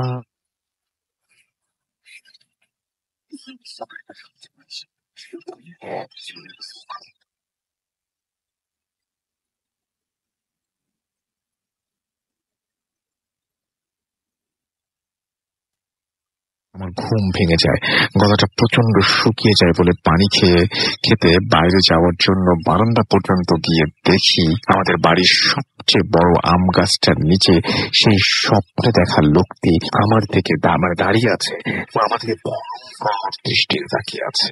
এটা দেখার পর ভয়ে জ্ঞান হারাই। আমার যখন জ্ঞান ফেরে তখনও অন্ধকার। আমি বারান্দা থেকে ওঠার পর আমি আবার দেখি সেই লোকটা আমাদের বারান্দার গ্রিল ধরে দাঁড়িয়ে আছে আর আমাকে বলছে,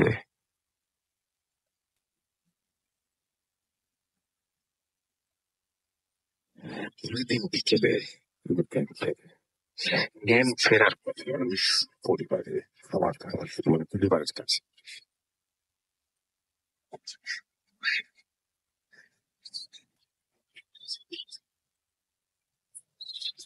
হলো রাতে আমি যে সাপটি পা দিয়ে মেরেছিলাম ওটি মূলত সাপ ছিল না, ওটি একটি জিন ছিল।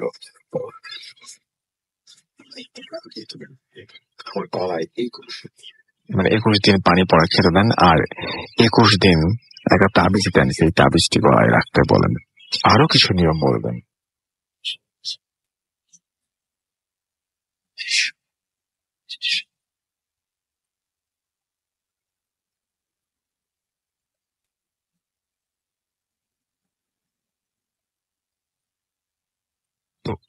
এইরকম একটা ঘটনার সবচাইতে বড় যে দিকটা সেটা আমার কাছে খুব অদ্ভুত লেগেছে, যে আপনি ভাবতে পারেন যে আপনি যে মানুষটিকে স্বপ্নে দেখলেন, চোখ মেলে বাইরে গিয়ে দেখলেন বাস্তবে সেই মানুষটি দাঁড়িয়ে আছে। আমি যদি মনে করি আমাদের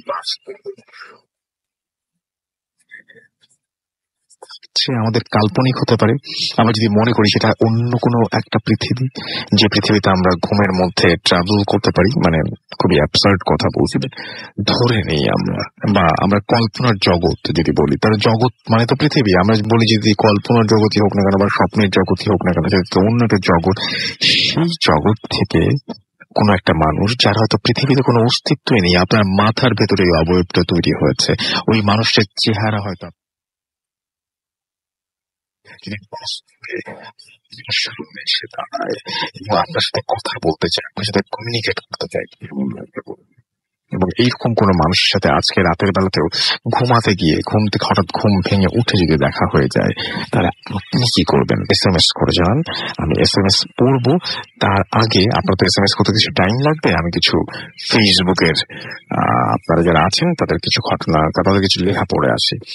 আচ্ছা, রেডিও ফুর্তি যে পেজে আছি সেটা দেখতে পাচ্ছি যে আমাদের লিখেছেন উই আর এনজয়িং ভূত আসাম, লিখেছেন মিম আহমেদ। এছাড়াও আমি দেখতে পাচ্ছি আমাদের এখানে আছেন তারিফ এবং তিনি শুনছেন, আমাদের সাথে আছেন, তিনি আমাদের সাথে রয়েছেন। দেখতে পাচ্ছি SD তানজিজ আমাদের সঙ্গে। এবং সেটা আমি আপনার এই মেসেজটা কিন্তু পড়েছি, আপনি এখনো পাঠাচ্ছেন, বাট আমি কিন্তু পড়েছি আপনি যেটা লিখেছিলেন, তাই না? শরীফুল ইসলাম আমাদের সঙ্গে আছেন এবং তিনি বলছেন যে রুমে একা শুনছি। আমাদের সঙ্গে আছেন দেখতে পাচ্ছি ওল্ড ঢাকা থেকে সাইফ ইসলাম। এছাড়াও সর্বশেষ ঘটনাটি জোস ছিল তানভীর রহমান ইমন আমাদেরকে লিখেছেন এটি। আমাদের সাথে রয়েছেন দেখতে পাচ্ছি HM নাজমুস সাকিব, এবং তিনি আমাদের সঙ্গেই আছেন। আমাদের সঙ্গে রয়েছেন আনিস কুকুরা আনিস, এছাড়াও আমাদের সঙ্গে আছেন দেখতে পাচ্ছি ইমন খান। আনিসের মিস হয়ে গেছে আজকের এপিসোড হিসেবে, তিনি তাই লিখেছেন। ইমন খান আমাদের সঙ্গে আছেন, বগুড়া থেকে তিনি লিখছেন। আচ্ছা, বগুড়ার সবাই যেহেতু আপনারা শুনছেন আমাদেরকে, আপনারা বেশি বেশি করে ঘটনা পাঠাচ্ছেনও, কিন্তু আমি দেখতে পাচ্ছি আরো ঘটনা চাই আপনাদের কাছ থেকে। বগুড়ার যত ঘটনা আছে সব ঘটনা শুনতে চাই, এবং বগুড়া জেলার মধ্যে যত রকমের ভয়ঙ্কর ব্যাপার স্যাপার আছে সবকিছু জানতে চাই। এবং আমরা বগুড়ায় আসবো, কিন্তু খুব তাড়াতাড়ি আসবো। আমাদের সিলেট বাকি আছে, বগুড়া বাকি আছে, রংপুর বাকি আছে, কত কিছু বাকি আছে আমাদের। এখন তো আমরা সব জায়গাতে আসবো, কিন্তু আপনাদের ঘটনা যেখান থেকে আমরা বেশি পাবো সেখান থেকে আসবে। একটা সময় হতো এরকম যে আমরা সবচেয়ে বেশি পেতাম খুলনা থেকে এবং রাজশাহী থেকে, এখন অনেক কমে গেছে। সুতরাং যদি আপনারা চান তাহলে অবশ্যই আপনারা অবশ্যই আমাদেরকে সেটা জানাবেন। যদি আপনারা চান যে আমাদেরকে মানে ঘটনা পাঠাতে, তাহলে অবশ্যই আমাদেরকে জানাবেন। আর আমাদের যে ফেসবুক পেজ রয়েছে আমাদের ভূত আসময়, সেখানেও দেখছি যে নিপু আমাদেরকে লিখেছেন আজকের ঘটনাগুলো দারুণ হয়েছে, তার কাছে ভালো লেগেছে জেনে আমারও খুব ভালো লাগলো। আমাদের সঙ্গে আছেন দেখতে পাচ্ছি হাসান জামান, এবং করেছেন বাপ্পি খন্দকার আমাদের সঙ্গে আছেন। শেষের ঘটনাগুলো সেই মজার, আমি তো বলছি রাত বাড়লে ঘটনার মজাও বাড়ে। ইমরান জেরিন আমাদের সঙ্গে আছেন, এবং তিনি বলছেন ভূত শুনছেন তিনি। এবং আমাদেরকে দেখতে পাচ্ছি মোহাম্মদ রুবেল আছেন আমাদের সঙ্গে, এবং তিনি কাতার দোহা থেকে শুনছেন। আমাদের সঙ্গে রয়েছেন দেখতে পাচ্ছি